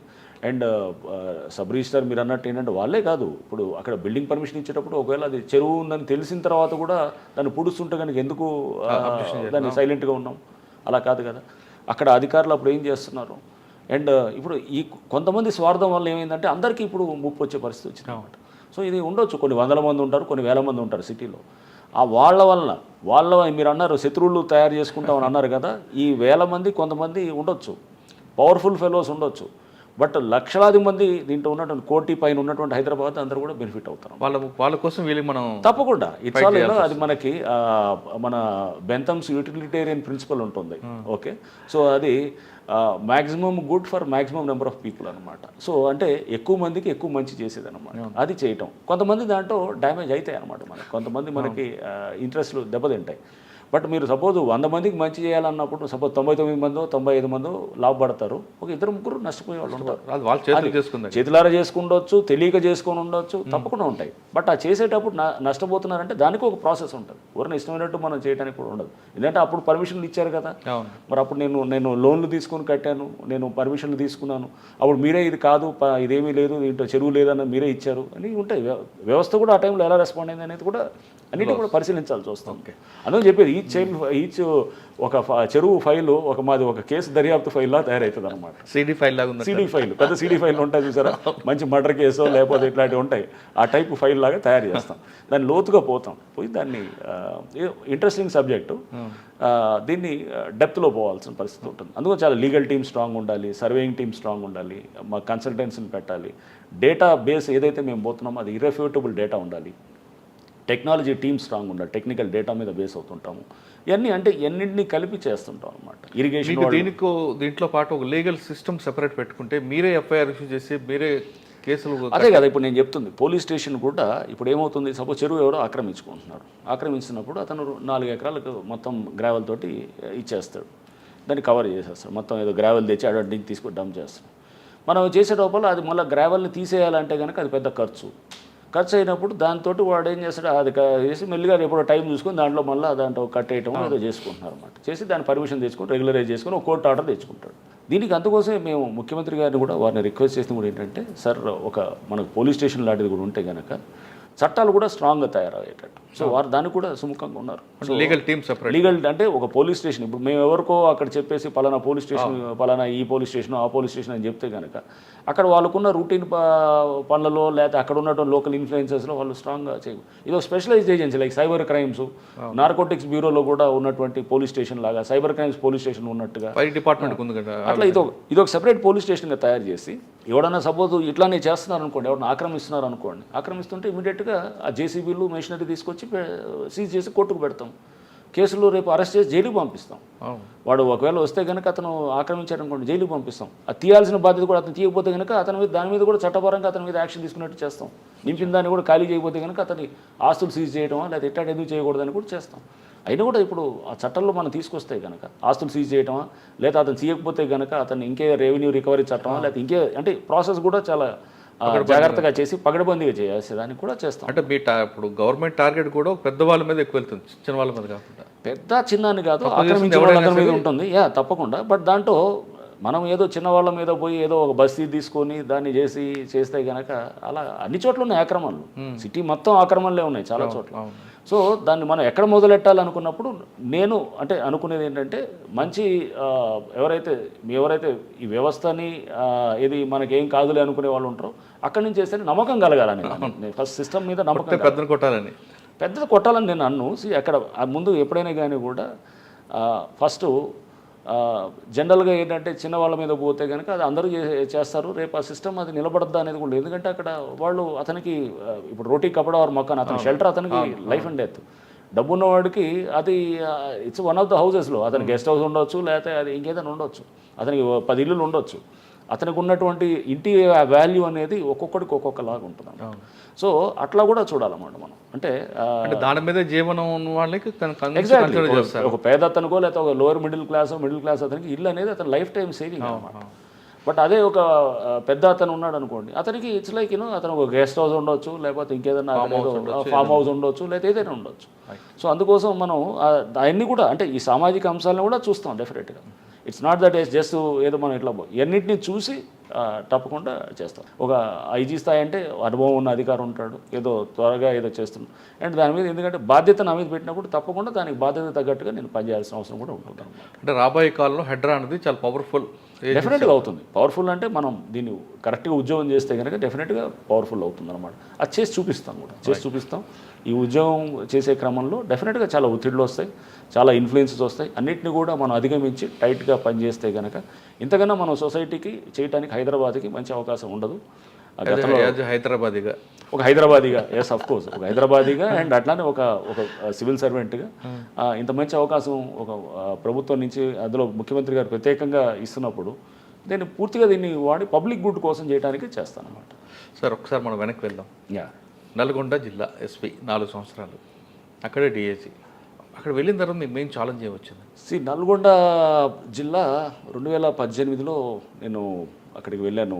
కానీ అప్పటికే నయీం కనబడ్డాడు. నయీం లేదు, నయీం అప్పటికే చనిపోయాడు. నయీం చనిపోయినాడు, కానీ నయీం గ్యాంగ్స్ ఉండేవి. నయీం గ్యాంగ్స్ ఉండి కొంత వాళ్ళ ట్రేసెస్ ఉండేవి అంత నల్గొండ జిల్లాలో. కొంత నల్గొండ ఏంటంటే నేను వెళ్ళేటప్పటికి కూడా అక్కడ కొంత మర్డర్స్ అయి ఉన్నాయన్నమాట. అంతా మర్డర్లు అయ్యి 2018 మార్చిలో వెళ్ళాను. ఇట్లానే సడన్గా నా ట్రాన్స్ఫర్స్ ఎప్పుడు కూడా ఏంటంటే నా చేతుల్లో ఏమీ లేదు, సడన్గా వచ్చిన ట్రాన్స్ఫర్గానే ఉంది.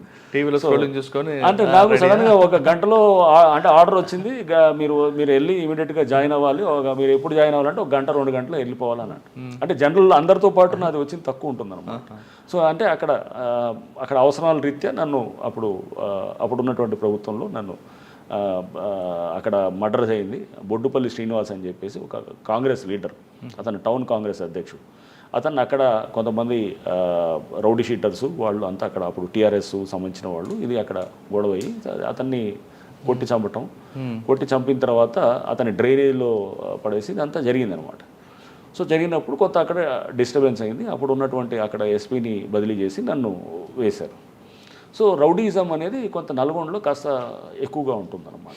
సో అక్కడ కాస్త అంతా భాయ్ అనే కల్చర్ ఒకటి ఉంటుందన్నమాట. అంటే అంతా ఏంటంటే మనం ఊరిని శాసించాలి, టౌన్ అంతా మన కంట్రోల్లో. నల్గొండకి నేను వెళ్ళినప్పుడు మార్చిలో ఈ అన్ని పరిస్థితుల్లో అంటే ఒక బొడ్డుపల్లి శ్రీనివాస్ మర్డర్ అయ్యింది. తర్వాత దాంతోపాటు అతను టౌన్ కాంగ్రెస్ అధ్యక్షుడు. అప్పుడు ఉన్నటువంటి అంటే ఇప్పుడు మన కోమటిరెడ్డి వెంకటరెడ్డి గారి చాలా క్లోజ్ ఫాలోవర్ కూడా అనమాట అతను. సో కోమటిరెడ్డి వెంకటరెడ్డి గారి క్లోజ్ ఫాలోవరు. సో అప్పుడు దీంట్లో జరిగినటువంటిది కాంగ్రెస్ లీడర్ని చంపిన తర్వాత జరిగినటువంటి గొడవలు, ఆ తర్వాత అయిన గడబడులు, దాని పరిణామాల్లో ఎస్పీని షిఫ్ట్ చేశారని చెప్పాను కదా. సో తర్వాత నెక్స్ట్ ఏమైందంటే దానికి ముందు కూడా ఒక చిన్న ఇన్సిడెంట్ కూడా అవుతుంది. ఒక అతను ఎవరో ఏం చేస్తాడంటే ఒక రౌడీ షీటర్, వాడు నోటోరియస్ రౌడీ షీటరు, ఒక మర్డర్ చేసి ఒకడిని మొండె ఒక దగ్గర, తల ఒక దగ్గర, అంటే కాళ్ళు చేతులు ఒక దగ్గర, అంటే ఊర్లోనే అన్ని రకరకాల చోట్ల అట్లా పడేస్తారు అనమాట. పడేసి అంటే వీడు చేశానని అంటే అది ఎందుకు చేస్తారంటే అంత క్రూరంగా చేసి దాని ద్వారా వచ్చేటటువంటి ఆ పేరు అంటే ఆ భాయ్ అనేది మీకు అదే చెప్తున్నాను. అంటే వాడు అంత క్రూరంగా అంత ఏంటంటే అంత గాస్లీ ఇన్సిడెంట్లో అతను ఇన్వాల్వ్ అయినాడు అనుకోండి, వాడు చూసి భయపడతారు అందరు. ఆ భయాన్ని ఎన్కాష్ చేసుకోవచ్చు. ఎక్కడ ఎన్కాష్ చేస్తారు వీళ్ళందరూ? ల్యాండ్ ఇష్యూస్లో ఎన్కాష్. ఎక్కడ ల్యాండ్ అక్కడికి వచ్చిన పేరు నల్గొండలో కాకుండా ఈవెన్ హైదరాబాద్, ఎల్బీ నగరు, ఈ అన్ని చాలా చోట్ల కూడా వీళ్ళందరూ కూడా ఈ టైప్ ఆఫ్ దాంట్లో వీళ్ళ ల్యాండ్ ఇష్యూస్లోకి వెళ్ళటాలు, సెటిల్మెంట్లు దందాలు చేయటాలు ఇవన్నీ ఉంటుందన్నమాట వీళ్ళకి. సో వీళ్ళది ఈ టైప్ ఆఫ్ కల్చర్ నల్గొండలో కొంత అంతా కూడా కొంత ఈ అగ్రెసివ్గా ఉండేటటువంటి కల్చర్. సో దీన్ని హ్యాండిల్ చేయడానికి అక్కడ కొంత టైట్గా పోవాల్సి వచ్చింది. డెఫినెట్గా గట్టిగా యాక్ట్ చేసాం. ఎవరు సార్ అబ్బాయి? ఎవరు బాగా చాలామంది ఉంటారు, అంటే ఒకళ్ళని కాదు, ఒకళ్ళిద్దరు ఆడ మళ్ళీ 2 గ్రూపులు ఉంటాయి, కొట్లాడుకుంటూ ఉంటారు. సో కొట్లాడుకుంటూ వాళ్ళు ఏంటంటే ఆధిపత్యం కోసం టౌన్ నల్గొండ నుంచి ఎల్బీనగర్ వరకు వాళ్ళ ఆధిపత్యం అంటే ఆధిపత్యం అంటే వాళ్ళు ఏం చేస్తారు, ఇక్కడ ఆధిపత్యం తీసుకొని హైర్డ్ కిల్లింగ్స్లో ఉంటారు. హైర్డ్ కిల్లింగ్ ఉండి కిరాయి హత్యలు చేస్తారు. చేసి నెక్స్ట్ అంటే కొంచెం ఆ కల్చర్ ఎక్కువ ఉన్నదన్నమాట అక్కడ చేస్తూ అది మరి ఆ కల్చర్ ఫస్ట్ నుంచి కూడా అక్కడ అట్లా నయీం కూడా అట్లానే వచ్చిన ఇది. నయీం ట్రేసెస్ వాళ్ళ ఫాలోవర్స్ కొంతమంది ఉంటారు, వాళ్ళకి సంబంధించిన వాళ్ళు ఉంటారు. సో ఇట్లా ల్యాండ్స్లోకి వెళ్ళి కబ్జాలు చేయటాలు ఇదంతా ఉండేదన్నమాట. అక్కడి నుంచి హైదరాబాద్ మీద కూడా ఇంపాక్ట్ చూపించారు. సో వీళ్ళని కొంచెం టైట్గా హ్యాండిల్ చేయాల్సి వచ్చేది. ఎందుకంటే వీళ్ళని మామూలుగా ఏదో మనం ఏది కేసు పెడితే బెయిల్ ఇస్తేనో లేకపోతే ఏది మనం మామూలుగా ఒక అరెస్ట్ చేసి వాడికి ఒక 4-5 రోజులు పెడితే కనుక వాళ్ళు ఉండరు. సో వీళ్ళకి భయం అనేది చూపించాలన్నమాట. సో ఖచ్చితంగా అక్కడ భయం అనేది పోలీస్ భయం ఉండాలి. మంచివాడికి మంచి ఇది ఉండాలి. మంచివాడిని సపోజ్ చిన్న ఒక ఎస్ఐ కానీ, ఒక కానిస్టేబుల్ కానీ, ఒక ఆఫీసర్ కానీ అతను ఒక మాట ఏరా పోరా ఒరే తూరే అన్నా కానీ కూడా తప్పకుండా చర్య తీసుకుంటాం అన్నమాట. ఎందుకంటే అతను సామాన్యుడు, మామూలు వాడు. అదే ఒక రౌడీ షీటరో లేకపోతే ఇట్లాంటి వాళ్ళు ఉన్నవాళ్ళు అతన్ని మనం మర్యాదలు చేసో లేకపోతే అతనితో ఉంటే కనుక ఈ 2 చాలా క్లియర్గా ఉండాలి మన డిస్క్రిమినేషన్ అన్నమాట. So rowdy bad element and సామాన్యుడు ఒక నార్మల్ ఎలిమెంట్, వీళ్ళిద్దరిని మనం హ్యాండిల్ చేసే విధానం చాలా స్పష్టంగా ఉండాలన్నమాట. సో ఆ పవర్ ఆఫ్ డిస్క్రిమినేషన్ అనేది చాలా ఇంపార్టెంట్ అనమాట. హౌ టు డిస్టింగ్విష్ బిట్వీన్ వీళ్ళిద్దరిలో అనేది. సో అది చేయాల్సిన అక్కడ ప్రయత్నం అయితే చేశాను. గట్టిగా రౌడీజం మీద అయితే చాలా టైట్గా పోయేవాళ్ళం. అక్కడ కౌన్సిలింగ్ పెట్టేవాళ్ళం, పెట్టి వాళ్ళందరినీ కూడా ఒక భయం అంటే ఏంటనేది తెలిసేదానికి కూడా మేము చేసాం అక్కడ. అంటే భయం అంటే మీరు కౌన్సిలింగ్ ద్వారా చేశారా లేదా ఇంక వేరే? కౌన్సిలింగ్ ద్వారానే ఉండేది. కౌన్సిలింగ్ అంటే మీరు అనుకునే కౌన్సిలింగ్ ఏమో కానీ అది బహుశా అది కౌన్సిలింగ్ అంటే కౌన్సిలింగే ఉంటుంది. అంటే పోలీస్ కౌన్సిలింగ్ 2 రకాలు ఉంటాయి. ఒకటి కూర్చొని 1 to 1 మాట్లాడడం వేరు, ఇంకోటి గ్రూప్ ఆఫ్ మీరు ఏ రకంగా అర్థం చేసుకున్నా పర్వాలేదు కానీ బట్ కౌన్సిలింగ్ అయితే చేసాం. డార్మేట్ కౌన్సిలింగ్ అంటే ఇది డిటీసీ అనేవాళ్ళం. సో డిస్ట్రిక్ట్ ట్రైనింగ్ సెంటర్ అని ఉండేది. DTC ఆ డిటీసీ కౌన్సిలింగ్ అంటే రేపు భయపడాలన్నమాట. ఆ విధంగా కౌన్సిలింగ్ ఉండేది. సో కౌన్సిలింగ్ చేసి చేస్తుండేవాళ్ళం. సో డెఫినెట్గా ఏంటంటే ఇది రౌడీ షీటర్స్ వరకే, రౌడీ షీటర్స్, బ్యాడ్ ఎలిమెంట్స్ అట్లాంటి వాళ్ళకి రేపు, ఎందుకంటే వాళ్ళు చట్టాన్ని చాలా సింపుల్గా తీసుకుంటారు. తీసుకొని అక్కడ అరాచకాలు ఉంటాయి అన్నమాట. అరాచకాలు ఉంటాయి, భయంతో నడిపిస్తారు అన్నమాట. అంతా దాంట్లో గాంజా అడిక్ట్స్ ఉంటారు, డ్రగ్స్ తీసుకునే వాళ్ళు ఉంటారు, ఇట్లా రకరకాల వాళ్ళకి పోలీసు భయం చూపించారు. తప్పకుండా ఉండాలి. నేను అనేది ఏంటంటే పోలీస్ అనేది భయం ఉండాలి, మర్యాద, గౌరవం ఉండాలి.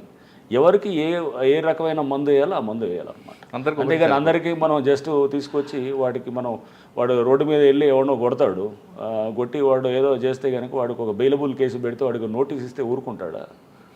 దానికి తగ్గట్టు మనం చేయాలన్నమాట. అది చర్యలు ఎలా ఉండాలనేది మీకు అర్థమై ఉంటుంది అనుకుంటాను. సో అది అలానే ఉండాలన్నమాట. కానీ మీరు పనిచేసిన టైంలోని సాయిపురం ప్రణీత్ హత్య కేసు, మరి అది ఆల్రెడీ కౌన్సిలింగ్ ఇచ్చిన తర్వాత కూడా ఈ బాయ్ అందరూ ఎందుకు వచ్చారండి? రైట్ అండి, అది అమృత ప్రణయ్ కేసు అండి. ఇట్స్ సెన్సేషనల్ కేసు అది. సో మనకి 2018 సెప్టెంబర్లో అయినటువంటి ఇన్సిడెంట్ అది. సో దీని మీద కూడా పలు సందర్భాల్లో మాట్లాడాము. సో ఇది నేను వెళ్ళినప్పుడు యాక్చువల్గా అక్కడ నేను ట్రాన్స్ఫర్ అయ్యి పోస్టింగ్ వెళ్ళినప్పుడు నేను ఐజీ గారిని కలిసాను. అప్పుడు ఐజీ స్టీఫెన్ రవీంద్ర గారు ఉండేవారు, అండ్ పాత ఎస్పీ కూడా నా ముందు శ్రీనివాస్ ఉండేవారు. శ్రీనివాస్ అని ఆయన కూడా నాకు చెప్పారు, ఐజీ గారు కూడా చెప్పారు నాకు ఏంటంటే కొంచెం అక్కడ ఏదో ఇష్యూ ఒకటి, అమ్మాయి వైశ్యాస్ అమ్మాయి, అబ్బాయి ఏమో అతను వచ్చేసి ఎస్సీ పిల్లగాడు, సో కొంత ఇష్యూ ఏదో తయారవుతున్నది, కొంచెం జాగ్రత్త అని చెప్పేసి మీరు ఒకసారి చేయండి అంటే నేను న్యాచురల్గా చేరిన తర్వాత మారుతిరావు అని వాళ్ళ అమృత అనే వాళ్ళ ఫాదర్ని పిలిచాను. మారుతిరావు అక్కడ కాస్త అఫిలియేట్, బాగా డబ్బున్న వ్యక్తి. సో అతన్ని పిలిచి కూడా నేను మాట్లాడాను. నన్ను మాట్లాడినప్పుడు అక్కడ local DSP, local inspector, Miryalaguda DSP, Miryalaguda inspector, వీళ్ళందరూ కూడా ఉన్నారు.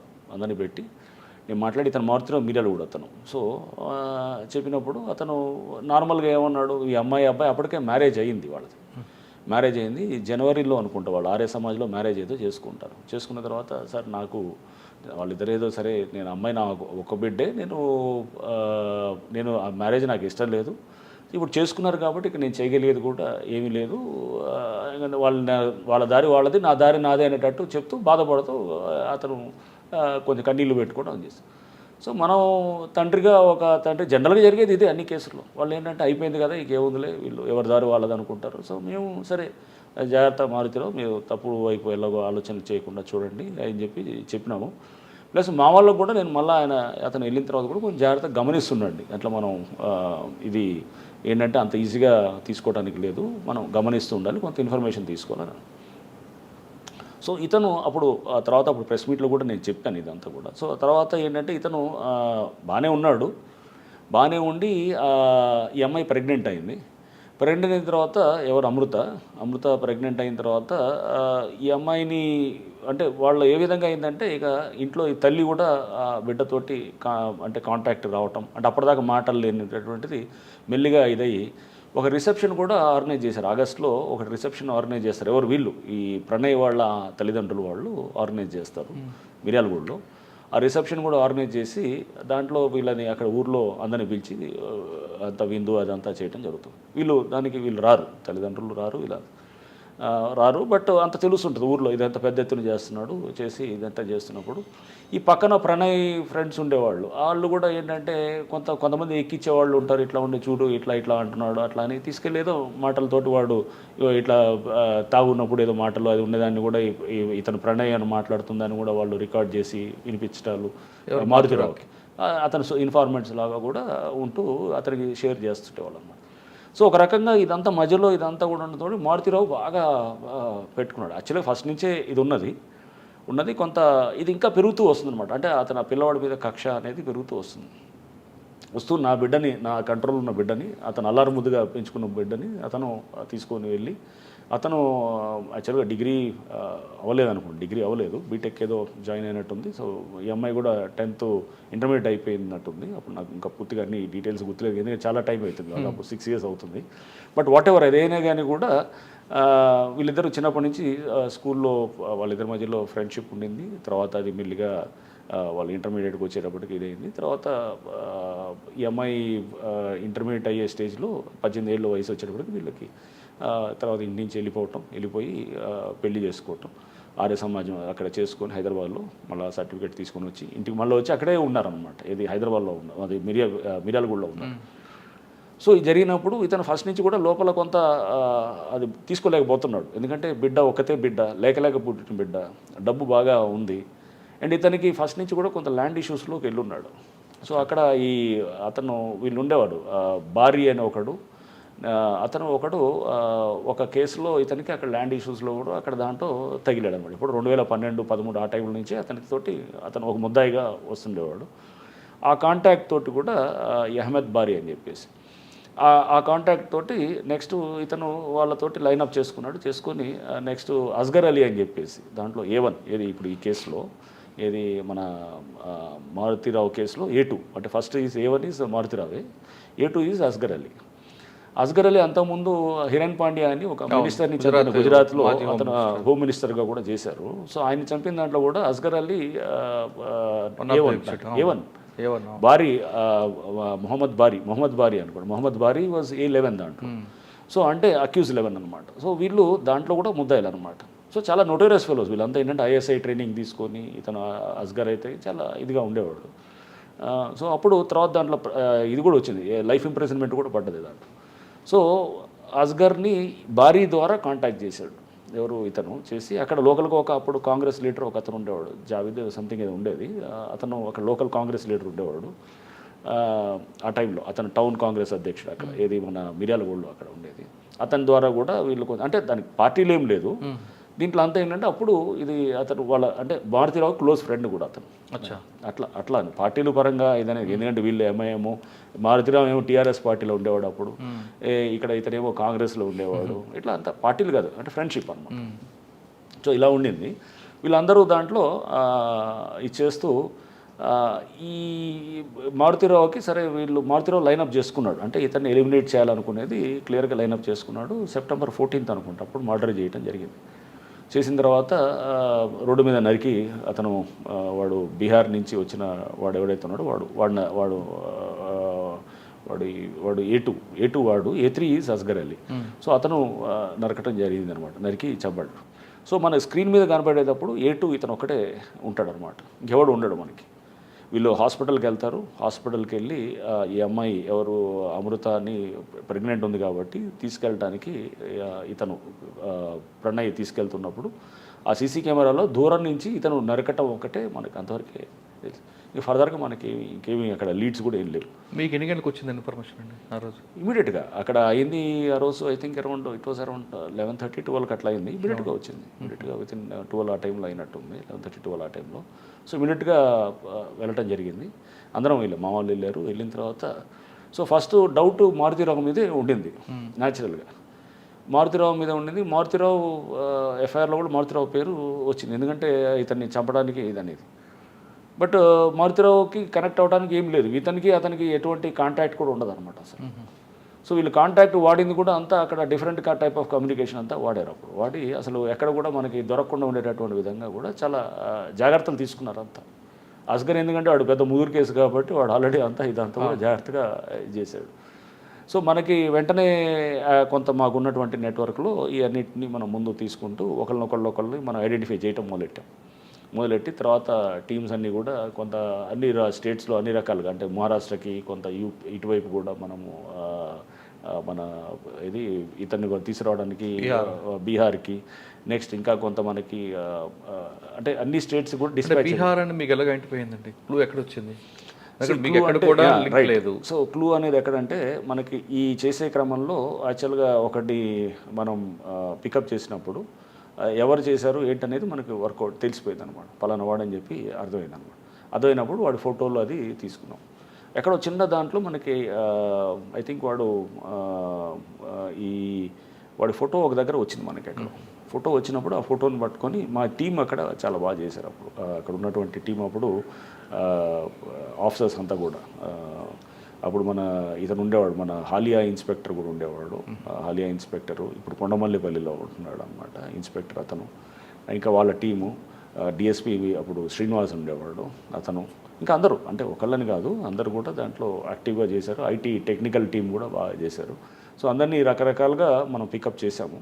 పికప్ చేసి అంటే మీకు అన్నీ నేను మీకు చెప్పకూడదు, అందులో నేను కొన్ని కావాలని రివీల్ చేయకూడదు, ఎందుకంటే రేపు క్రిమినల్స్ అందరూ కూడా తెలుసుకొని. So but we had some అంటే వర్కబుల్ లీడ్స్ కోసం చూస్తాం ఎప్పుడైనా కానీ. అక్కడే కదా ఇప్పుడు అవతల వాడు ముదురైనప్పుడు పోలీసు కూడా అంతే లెవెల్లో యాక్ట్ చేసేటట్టు ఉండాలి. సో చేసేటప్పుడు ఆ లీడ్స్ని చాలా స్మార్ట్గా వర్కౌట్ చేసే టీము ఉండింది లక్కీగా నల్గొండలో అప్పుడు. So we could crack that case క్విక్గా 4 డేస్లో. మనం September 14th అయింది మర్డరు.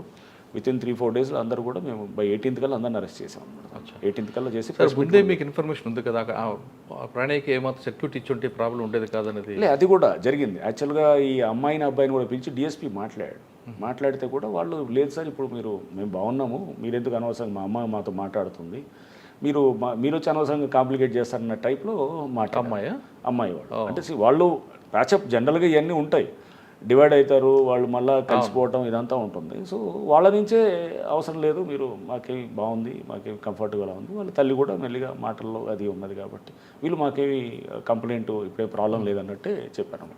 అప్పటికే పెళ్ళి అయ్యి దాదాపు 7-8 నెలలు అయిపోయింది కదా. మెల్లిగా మనం కూడా ఏమనుకుంటాం అయిపోయింది.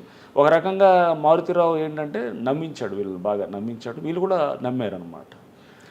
లోపల కోపాన్ని అతను ఎక్కడ ప్రదర్శించలేదు, అతను ఎక్కడ కూడా దాని మీద అతను దాన్ని ఎక్స్పోజ్ కాల కోపం. అందరం తీసుకొచ్చారు, కేసులో కన్విక్షన్ వచ్చిందంటారా? ఆ తర్వాత ఏమైందో అంటే దాన్ని ఫాస్ట్ ట్రాక్ కోర్టులో కూడా పెట్టాము. ఐ థింక్ మరి కేసు నేను ఏమైందో నాకు తెలియదు. అంటే నేను వచ్చిన తర్వాత నేను అమ్మాయిని మధ్యలో నాకు ఒకసారి అమృత మాట్లాడాను, అవుతుంది సార్ అప్పుడు జరుగుతుంది, వాళ్ళ ఫాదర్ కూడా ప్రణయ్ వాళ్ళ ఫాదర్ కూడా మాట్లాడారు, అవుతుంది సార్ ఎవిడెన్స్ అవుతుంది. నేను మళ్ళీ తర్వాత ట్రాక్ మొత్తం ఎపిసోడ్ చూసారు కదా, ఎపిసోడ్లో ప్రతీకార హత్యేది క్లియర్గా, మారుతురా కూడా మనకి సూసైడ్ చేసుకుంటారు, అది ఏం సాధించినట్లండి? లేదు, చాలా చాలా పెక్యులర్ అండ్ ఇంట్రెస్టింగ్ కేసు కూడా. అంటే దీంట్లో మనం సామాజిక అండ్ సైకాలజీ దీన్ని అర్థం చేసుకుంటే కూడా దీంట్లో చాలా ఉన్నాయి. చిన్నప్పటి నుంచే కనుక వాళ్ళు ఇన్ఫాచ్యుయేషన్స్ ఉంటాయి, వాళ్ళ ప్రేమ ఇవన్నీ ఉంటుంది. ఎస్పెషలీ ఆ అడాలసెన్స్లో ఉన్నప్పుడు 14-15 అంటే జస్ట్ ఆ ఏజ్లో ఉన్నప్పుడు దాంట్లో చూడంగానే మనిషిని చూడంగానే కాస్త కనపడంగానే ఆ పిల్లవాడు కానీ అమ్మాయి కానీ అందంగా కనపడంగానే ఆ ప్రేమలు అనేది వస్తాయి అన్నట్టు, డెవలప్ అవుతాయి. అది డెవలప్ అయినప్పుడు సో అది యాక్చువల్గా అది ప్రేమ నేను ఇట్స్ షియర్ ఇన్ఫాచ్యుయేషన్. సో అది ఆ ఆస్పెక్ట్ ఒకటి, రైట్. సో ఈ దీంట్లో అమ్మాయి అబ్బాయి వాళ్ళిద్దరూ ప్రేమించుకున్నారు, ఫైన్, బాగానే ఉంది. మనం తర్వాత మారుతిరావు ఏమో అతను వైశ్య అండ్ వీళ్ళేమో ఈ పిల్లవాడు ఇతను ఎస్సీ మాలా కమ్యూనిటీ అనుకుంటా. సో ఇతను ఎస్సీ అనమాట. సో న్యాచురల్గా కమ్యూనిటీ అనేది కూడా ఒక యాంగిల్ దాన్ని తీసుకొచ్చిన తర్వాత డబ్బు పరంగా కూడా ఇతను బాగా డబ్బు ఉన్నవాడే. వీళ్ళ ఫాదర్ కూడా ఎల్ఐసిలో హీ వాజ్ ఒక ఎంప్లాయీ, హీ వాజ్ ఆల్సో పర్వాలేదు, reasonably he was good. But అంటే ఈయన బాగా డబ్బు ఉన్నది. సో కులం అనేది మెయిన్ ఒక ఆస్పెక్ట్ చూశాడు. ప్లస్ ఈ పిల్లోడు ఏమున్నది ఇతనికి బ్యాక్గ్రౌండ్, ఇప్పుడు ఒక తండ్రిగా ఆలోచన చేసినప్పుడు న్యాచురల్గా ఏం చేస్తాడు, నా బిడ్డని నేను మంచిగా చేయాలనేది చూస్తాడు ఎవడైనా. నా బిడ్డని నేను మంచి కుటుంబంలో ఇవ్వాలి, మంచి భవిష్యత్తు ఇవ్వాలనుకునే తండ్రి తప్పకుండా ప్రతి తండ్రి అయినా, మీరైనా అంతే చేస్తారు, నేనైనా అంతే చేస్తాను. సో ఒక మంచి ఫ్యామిలీలో ఇవ్వాలి బాగా. నేను మారుతిరావుని అడిగాను కూడా ఇంట్రాగేషన్ అప్పుడు, మారుతిరావు ఇదే సపోజ్ ఒక పిల్లవాడు ఎస్సీ పిల్లవాడు ఉంటాడు, అతను ఐఏఎస్ అధికారం లేకపోతే ఎవరు ఉంటారు, నువ్వు అప్పుడు ఇస్తావా, పిల్లని ఇస్తావా అన్నాను. తప్పకుండా ఇస్తాను సార్ అన్నాడు. అదే సపోజ్ మీ కులవత్తనే ఉంటాడు ఎవడో మామూలు ఇది రిక్షా లాగేవాడు ఉంటాడు, లేకపోతే ఇతను ఎందుకంటే ఇతను ముందు కిరసనాయిలు అమ్ముతూ అట్లా రోడ్డుకి ఇస్తాను, నేను ఇవ్వను సార్ అన్నాడు. అంటే కులం అనేది ఒక ఆస్పెక్ట్ అయితే క్లాస్ అనేది కూడా ఇంకొక ఆస్పెక్ట్ కూడా వస్తుంది, పరువు అనేది, డబ్బు పరువు ఇదన్నీ అన్నీ కలిపి సమగ్రంగా వస్తుంది అన్నమాట. సో దీంట్లో మారుతిరావు ఒక తండ్రిగా అతను ఆలోచన చేశాడు.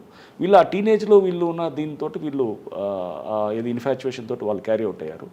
ఇవన్నిట్లో కూడా ఏమనిపించిందంటే మారుతిరావు పేరెంటింగ్ ఇష్యూస్లో కూడా కొన్ని వస్తాయన్నమాట. ఇవన్నీ అంటే ఒక తండ్రి తల్లి కూడా మనం ఈ ఏజ్లో చాలా జాగ్రత్త, ఎస్పెషల్లీ సెల్ ఫోన్స్ వచ్చిన తర్వాత చాలా జాగ్రత్తగా ఉండాలన్నమాట.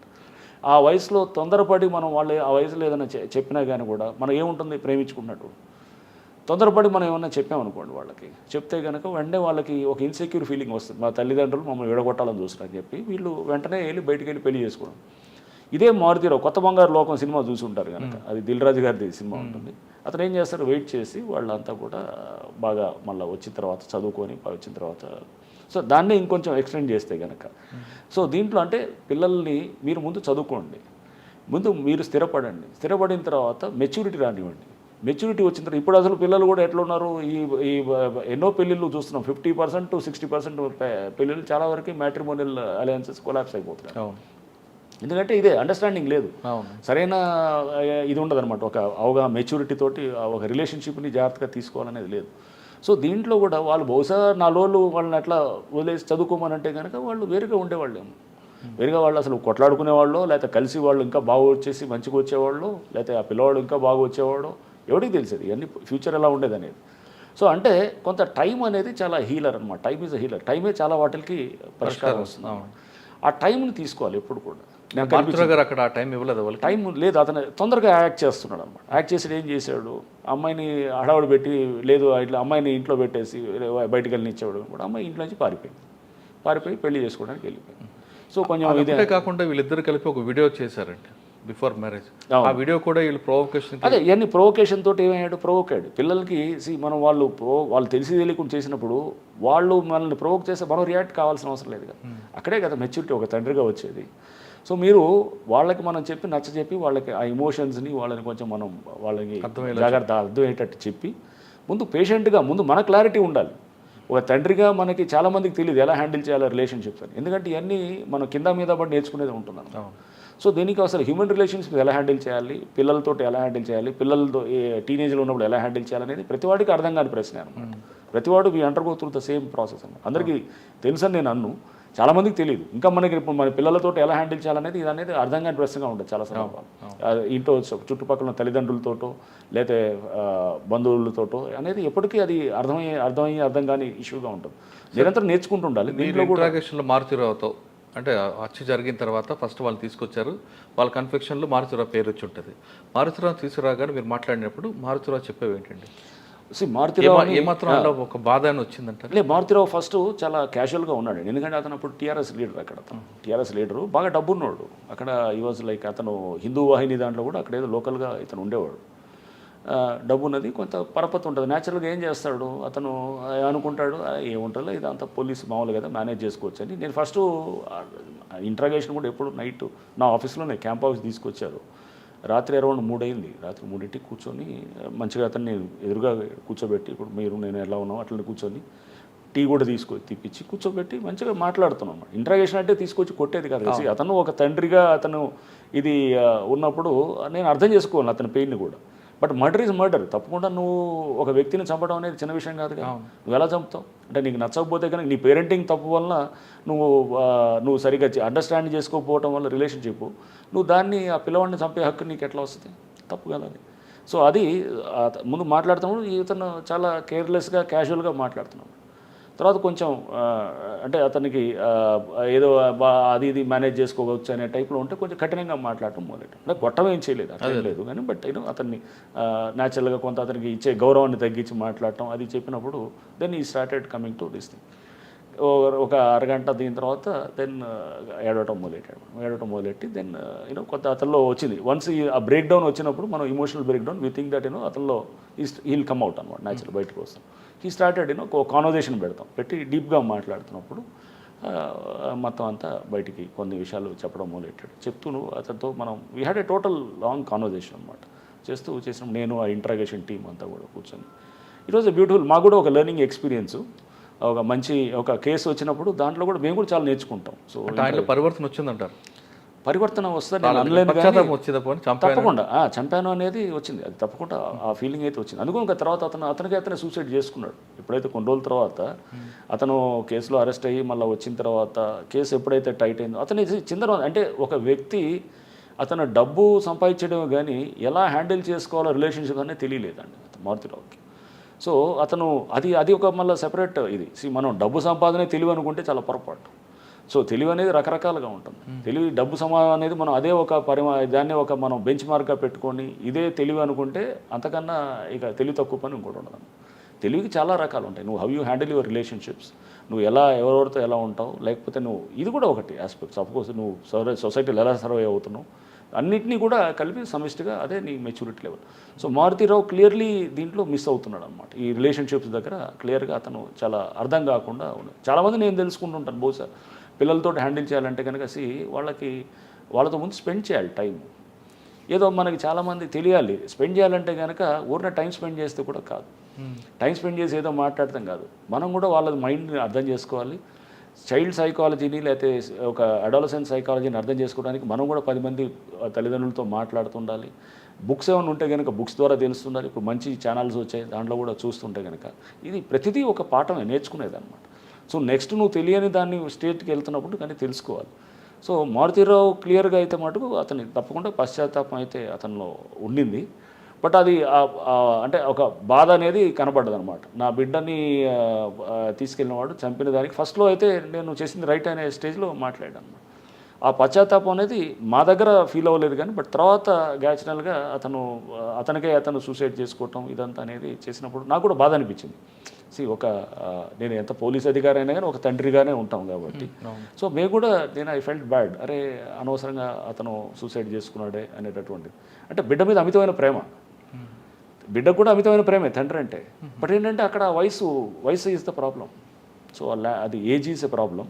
ఇతనికి తెలియకపోవటం, మెచ్యూరిటీ లెవెల్స్ లేకపోవటం ఒక ప్రాబ్లం. ఆ సిచ్యువేషన్ ఎలా అర్థం చేసుకోవాలో తెలియకపోవటం అనేది అదొక సమస్య. ఒక సిచ్యువేషన్ ప్రాబ్లం వచ్చిన తర్వాత దాని నుంచి ఎలా బయటపడాలో తెలియకపోవటం అనేది ఒక సమస్య. ఇవన్నీ కూడా అనమాట. సో ఇవన్నీ కూడా నేను దీంట్లో అర్థం చేసుకున్న కేసు అనమాట ఇది. సో మనల్ని ఇంకా ఇండివిజువల్గా ఒక మంచి ఒక మనిషిగా మనల్ని ఆవిష్కరించుకోవడానికి, ఇంకా బెటర్గా తెలుసుకోవడానికి సమాజాన్ని, వ్యక్తిత్వాల్ని ఈ కేసు చాలా ఉపయోగపడ్డది అనమాట. మీ సర్వీస్లో అయోష మీరా కేసు ఒకటి, మన ప్రణయ్ కేసు ఒకటి మీకు. ప్రణయ్ కేసు తర్వాత వాషింగ్టన్ పోస్ట్లో కూడా ఇది పబ్లిష్ అయింది. వాషింగ్టన్ పోస్ట్ నుంచి కూడా నాకు అక్కడి నుంచి ఒక విలేకరి అమెరికా నుంచి నాకు నా ఇంటర్వ్యూ తీసుకున్నారు. So it was published in Washington post ఈ కేసు గురించి కూడా. అంటే మీ సర్వీస్లో 2 కేసులు మీకు కేస్ స్టడీస్ అయితే? అంటే చాలా కేసెస్ ఉంటాయి మురళి, అలానే లేదు. అంటే Ayesha case was one such case. It's a good case, అది కూడా డెఫినెట్. అదొకటి. బట్ అది తర్వాత అది అనవసరంగా అది కాంట్రవర్సీ అయ్యి అదంతా ఉంది. ఇది దీంట్లో ఇదొక యాంగిల్లో ఉంటుంది. సో ప్రతి కేసులో మనం వీ లెర్న్ సంథింగ్ అనమాట. లైక్ ఫర్ ఇన్స్టెన్స్ అంటే తర్వాత చెప్తాను, వరంగల్లో కూడా ఇట్లాంటి కేసు ఒకటి. నల్గొండలో బాగా గుర్తుండిపోయిన కేసు అంటే నల్గొండలో ఈ కేసుతో పాటు గాంజాయి దాని మీద కూడా మేము బాగా టైట్ చేయడం జరిగిందనమాట. గాంజాయి దాంట్లో కూడా అప్పుడు ముఖ్యమంత్రి గారు కేసీఆర్ గారు ఉండేవారు, చాలా మీటింగ్స్ పెట్టారు. ఈ కోవిడ్ టైంలో గాంజా పెద్ద ఎత్తున కూడా మొదలైందనమాట. సో అప్పుడు ప్రభుత్వం కూడా ఏం చేశారంటే బాగా టైట్ చేయాలి గాంజాయి మీద అని చెప్పేసి క్లియర్ ఇన్స్ట్రక్షన్స్ ఇవ్వడంతో మేము చెకింగ్స్ అవన్నీ పెడుతూ కూడా మొత్తం పెద్ద ఎత్తున పట్టుకుంటూ తర్వాత దీనికి అన్ని సోర్స్ ఏఓబీలో ఉండేది. అంతే ఏఓబీలో ఉండేది. నేను ఏఓబీలో ఆ ఏరియాలో గ్రేహౌన్స్లో పనిచేశాను ఎస్పీగా. అవును, అది 2009 నుంచి 12 దాకా అక్కడ గ్రేహౌన్స్లో ఎస్పీగా చేశాను. సో నాకు పూర్తి అవగాహన ఉంది ఏఓబీ ఎట్లా ఉంటుంది, ఎక్కడ లోపల ఎక్కడెక్కడ ఏ విలేజ్లో ఎట్లా ఉంటుంది అనేది పూర్తి అవగాహన ఉంది. సో అందుకోసం దీంతో మన టీమ్స్ ఉన్నారు అంతా ఇక్కడ. యాక్చువల్గా నల్గొండలో టీమ్స్ని అన్నింటిని ఒక 15 టీమ్స్ని తయారు చేసి విజయదశమి రోజు వీళ్ళందరినీ కూడా ఈ గంజాయి దీని మీద ఏఓబీలో లిస్ట్ అవుట్ చేసాం. అంటే కాల్ డేటాతోటి ఇక్కడ పట్టుకోగానే ఎక్కడో నల్గొండలో ఎక్కడో రోడ్డు మీద మెయిన్ ఎక్కడ ఏదో చిట్యాల దగ్గర లేకపోతే ఎక్కడో చెకింగ్లో అక్కడ దొరుకుతాడు అనుకుందాం, నకరికల దగ్గర ఎక్కడ దొరికితే అవన్నీ మనం డీటెయిల్స్ అనేవి తీసుకొని వాడి కనెక్షన్స్ తీసుకొని ఎవడు మెయిన్ ఫెలో అక్కడ ఎవరు, వీళ్ళకి ఏఓబీలో వీళ్ళు ఎవరు, అక్కడ పండించేవాళ్ళు ఎవరు, మధ్యలో డీలర్ ఎవరు, ఇవన్నీ అనేది తీసుకొని ఆ లిస్టు బట్టి వాళ్ళని పట్టుకురావడానికి టీమ్స్ పంపించినప్పుడు అక్కడ లోకల్ పోలీస్ సపోర్ట్ కూడా తీసుకున్నాం అనమాట. తీసుకొని లోకల్ ఎస్పీకి మాట్లాడాను అక్కడ, వైజాగ్ రూరల్ ఎస్పీకి, ఈస్ట్ గోదావరి ఎస్పీకి కూడా మాట్లాడి నేను పర్సనల్గా మాట్లాడిన తర్వాత మా దగ్గర నుంచి ఒక అడిషనల్ ఎస్పీని కూడా పంపించాను, సతీష్ అని చెప్పి. అతను కూడా వెళ్ళి అక్కడే క్యాంప్ చేసి వాళ్ళ లోకల్ సపోర్ట్ తీసుకొని వెళ్ళి దాదాపు 1000 కేజీల గాంజా కూడా రికవర్ చేసాం అక్కడ. కానీ ఆ ప్రాసెస్లో ఫైరింగ్ కూడా చేశారు. ఫైరింగ్ కూడా అయింది. మన ఇక్కడే మన ఏజెన్సీ ఏరియాలో లంబసింగి దగ్గర అక్కడ కూడా ఫైరింగ్ అయింది. ఫైరింగ్ అయితే వాళ్ళు అంతా చెల్లాచెదరై తర్వాత మా పోలీస్ వెహికల్ని కూడా దాడి చేశారు. ట్రైబల్స్ అంతా గొడవ చేశారు అక్కడ. ట్రైబల్స్ అంటే వీళ్ళు ఎవరు మెయిన్గా ఈ గంజాయి తింటూ ఉండే. చేసిన వాళ్ళు చేసి పోలీసు మీద లోకల్ పోలీసు చెప్పకుండా వచ్చారనేది లోకల్ పోలీసు ఉన్నారు మాతో అక్కడ. యాక్చువల్గా ఆ రోజు వాళ్ళు కూడా సపోర్ట్ లేకుండా వచ్చారు. వచ్చిన తర్వాత మాకు చెప్పడం బట్టి ఈ రప్చర్ అయింది. ముందు అంతా ఉన్నారు, వాళ్ళు కూడా మాతోటి వాళ్ళకి వెళ్తున్నారు అనేది అక్కడ సిఐకి తెలుసు, వాళ్ళు లోపలికి వెళ్తున్నారనే తెలుసు. అక్కడ జనరల్గా ఏమైందంటే ఒక ఇష్యూ అవ్వగానే మనకెందుకు లేదు చెప్పి పక్కకి అయిపోవాలనే ఆలోచన అక్కడ కనపడదు అనమాట. ఎందుకు లేదు అక్కడ మళ్ళీ లేనిపోయి ఫైరింగ్ అయింది, ఒక ట్రైబల్స్ ఒకళ్ళిద్దరికి ఇంజూర్ అయింది. వాళ్ళు ఇది అవ్వగానే జనరల్గా ఏం చేస్తారు అక్కడ అప్పుడు ఆ టైంలో మనకి ఎందుకు లేదు వీళ్ళ మీద దోసేస్తే అయిపోయింది అని చెప్పి అనుకున్నారు. మేము అక్కడ లోకల్గా ఇదంతా తీసుకొని చేసాం కదా, ఆల్రెడీ మాట్లాడాం, సపోర్ట్ కావాలన్నాం, ఆ డేటా అంతా కూడా ఇచ్చారు మాకు. మా దగ్గర ఉన్న డేటాను కూడా వాళ్ళకి షేర్ చేసాం. వాళ్ళ గెస్ట్ హౌస్లోనే మీరు వాళ్ళ ప్రాంతంలోకి వెళ్ళి ఫైరింగ్ చేస్తే వాళ్ళకి అవమానంగా ఉంటుంది కదా. దీంట్లో అవమానం అనేదాన్ని ఎలా అనుకుంటే ఇప్పుడు మేము కాల్పులు చేయాల్సి వచ్చింది, ఎందుకు వచ్చింది, వాళ్ళు మా మీద దాడి చేసినప్పుడు చేశారు. అక్కడ ఉన్న అసలు మీరు వెళ్ళకుండా మీరు సపోర్ట్ చేస్తున్న వాళ్ళే పట్టుకునేవారు కదా. అలా అవ్వట్లేదనే కదా అక్కడ. అప్పుడు ఆ టైంలో ఏం జరిగింది, వాళ్ళు కూడా జాయింట్గా వెళ్ళి తీసుకొని మేము వెళ్ళి లోపల లోకల్గా మొత్తం లీక్ అయిపోతుంది. సో లోకల్గా లీక్ అయింది అనుకోండి, నీకు వెళ్ళిన పని ఇప్పుడు సపోజ్ ఎవరైనా సిబిఐ టీం ఎవరైనా వచ్చారనుకోండి, మనకు సపోజ్ నేను నల్గొండ ఎస్పీకి ఉన్నాను అనుకోండి, వాళ్ళు ఏం చెప్పరు పలానా పికప్ చేస్తున్నారు. సిబిఐ టీం కానీ లేకపోతే ఎవరైనా ఎన్ఐఏ టీం వచ్చినా కానీ చెప్పరు మీ పలానా వాడి కోసం. ముందు మీ దగ్గర వస్తున్నాం, మీ ఏరియాలో కొన్ని మాకు ఆపరేషన్స్ ఉన్నాయి, మీకు కొంత సపోర్ట్ ఇవ్వాలంట, ఇస్తామనంట. వాళ్ళు ఎవరిని చేయాలి, ఎందుకంటే వాళ్ళే ఎందుకు డిస్క్లోజ్ చేస్తారు, నువ్వు పలానా ముందే అంటే మేము చెప్తే కనుక ఎక్కడ లోకల్గా ఎవడో లీక్ అవుతుంది. సో ఎవరు చెప్పరు, ఏ టీం కూడా చేసేవాళ్ళు అట్లా చెప్పరు. మేము కూడా అలా చెప్పలేదు అంతే. వాళ్ళకి వెళ్ళి అక్కడ మీకు చెప్పాలి వాళ్ళకి చేయాలనేది అట్లా లేదు. సో ఈ టీమ్స్ అంతా వెళ్ళి పట్టుకొచ్చి అడవుల్లో లోపలికి వెళ్ళారు. అక్కడ తీసుకొచ్చి అందరినీ మనం అరెస్ట్ చేయడం కూడా జరిగింది. కానీ అక్కడ మీరు చేసిన వల్ల వాళ్ళకు ఇబ్బంది వచ్చింది. లోపల జరుగుతున్న ఇన్ఫర్మేషన్ రావాలంటే మేము ఈ గంజాయి సప్లైస్ కొంతమంది సపోర్ట్ చేయాల్సి వచ్చేది అన్నది వాళ్ళ ఎలిగేషన్, వాళ్ళ చెప్పే వెర్షన్. నేను యాంటీ ఎక్స్ట్రీమిస్ట్ వర్క్లో చేశానండి. ఎప్పుడు మనము ఒక చెడుని కౌంటర్ చేయాలంటే కనుక ఇంకొక చెడు మనం ప్రేరేపించాల్సిన అవసరం లేదు. అందులో ఎస్పెషల్లీ గాంజాయి లాంటిది. ఇంకా నేను గాంజాయి నక్సలిజంలో ఏది ఇంపార్టెంట్ అనుకుంటే కనుక గాంజాయి చాలా ముందు డేంజరస్ అంట నక్సలిజం కన్నా. నక్సలిజం డెఫినెట్గా చెక్ చేయడానికి ఉండొచ్చేమో కానీ, బట్ అలానే గాంజాయిని ప్రోత్సహించడం అనేది దేశవ్యాప్తంగా మొత్తం చేసి అది ఏంటి అక్కడ ఉన్న లోకల్ నెక్సెస్ని కవర్ చేసుకోవడానికి ఈ మాటలు చెప్తుండొచ్చు. దాంట్లో ఎంతో కమర్షియల్ ఉంటుంది, డబ్బులు సంపాదించే వాళ్ళు చాలామంది ఉన్నారు. మాకు ఆ డేటా అంతా వచ్చింది, తర్వాత అదంతా కూడా మేము వాళ్ళకి షేర్ చేసాం. సో ఎవరెవరు దీంట్లో ఎంత ఇదనేది మొత్తము వాళ్ళకి ఎవరెవరికి ఎంత దీంట్లో పోలీసులు ప్రెస్ కూడా ఉన్నారట కదా. ప్రెస్ ఉంటారు, పోలీసులు ఉన్నారు, సీనియర్ అధికారులు ఉన్నారు, రకరకాలు ఉన్నారు అందరూ కూడా. సో వీళ్ళందరూ కూడా దాంట్లో ఏది లాభం పొందే వాళ్ళు ఉన్నారు. ఆ డీటెయిల్స్ అన్ని చెక్ పోస్టులు ఎక్కడ పాస్ అయితే కనుక ఎవడు ఎంత కలెక్ట్ చేస్తున్నాడు అన్ని డీటెయిల్స్ కూడా ఇచ్చాము. తర్వాత చర్యలు తీసుకున్నారేమో నాకు తెలియదు. అయితే వాళ్ళు ఆంధ్ర ఏపీకి హ్యాండ్ ఓవర్ చేశారు. నల్గొండలో గంజాయి ఒకటి. నెక్స్ట్ అండి గంజాయి ప్రణయ్ కేసు ఉండింది. డెఫినెట్గా రౌడిజంని బాగా చెక్ చేసాము. ఫెయిర్ పోలీసింగ్ చేయడానికి ట్రై చేస్తాం. ఎక్కడైనా కానీ పబ్లిక్కి ముందు రెస్పాండ్ అవ్వాలనేటట్టు ట్రై చేస్తాం అనమాట. సో అట్లా అది అంటే సామాన్యుడు అనేవాడికి మనము రెస్పాండ్ అవ్వాలి అనేది అది ట్రై చేస్తుండేది. సార్ నల్గొండ తర్వాత వరంగల్ కదా డైరెక్ట్. నల్గొండ తర్వాత ట్రాఫిక్ వచ్చాను. ట్రాఫిక్ కొంతకాలం, ట్రాఫిక్ తర్వాత వరంగల్. వరంగల్ వెళ్ళగానే మీకు మెయిన్ ఛాలెంజ్ వచ్చింది. అక్కడ అధికార పార్టీ ఎమ్మెల్యే కార్పొరేటర్లని అరెస్ట్ చేశారు, మీ సిబ్బందిని కూడా సస్పెండ్ చేశారు. అటు ప్రెస్ పోలీస్ అని తేడా లేకుండా అందరిని లోపడేశారు ల్యాండ్ గ్రాపింగ్ కేసులో. అవును. సో నల్గొండ ఒక టైపు, వరంగల్ ఏమో ఇంకా అదేంటే హైదరాబాద్ తర్వాత తెలంగాణలో Warangal is big city. So అక్కడ ఏమవుతుందంటే వెళ్ళినప్పుడు ల్యాండ్ గ్రాబింగ్ అనేది అక్కడ పెద్ద అక్కడ చాలా సీరియస్ అంశంగా అక్కడ ఉండింది.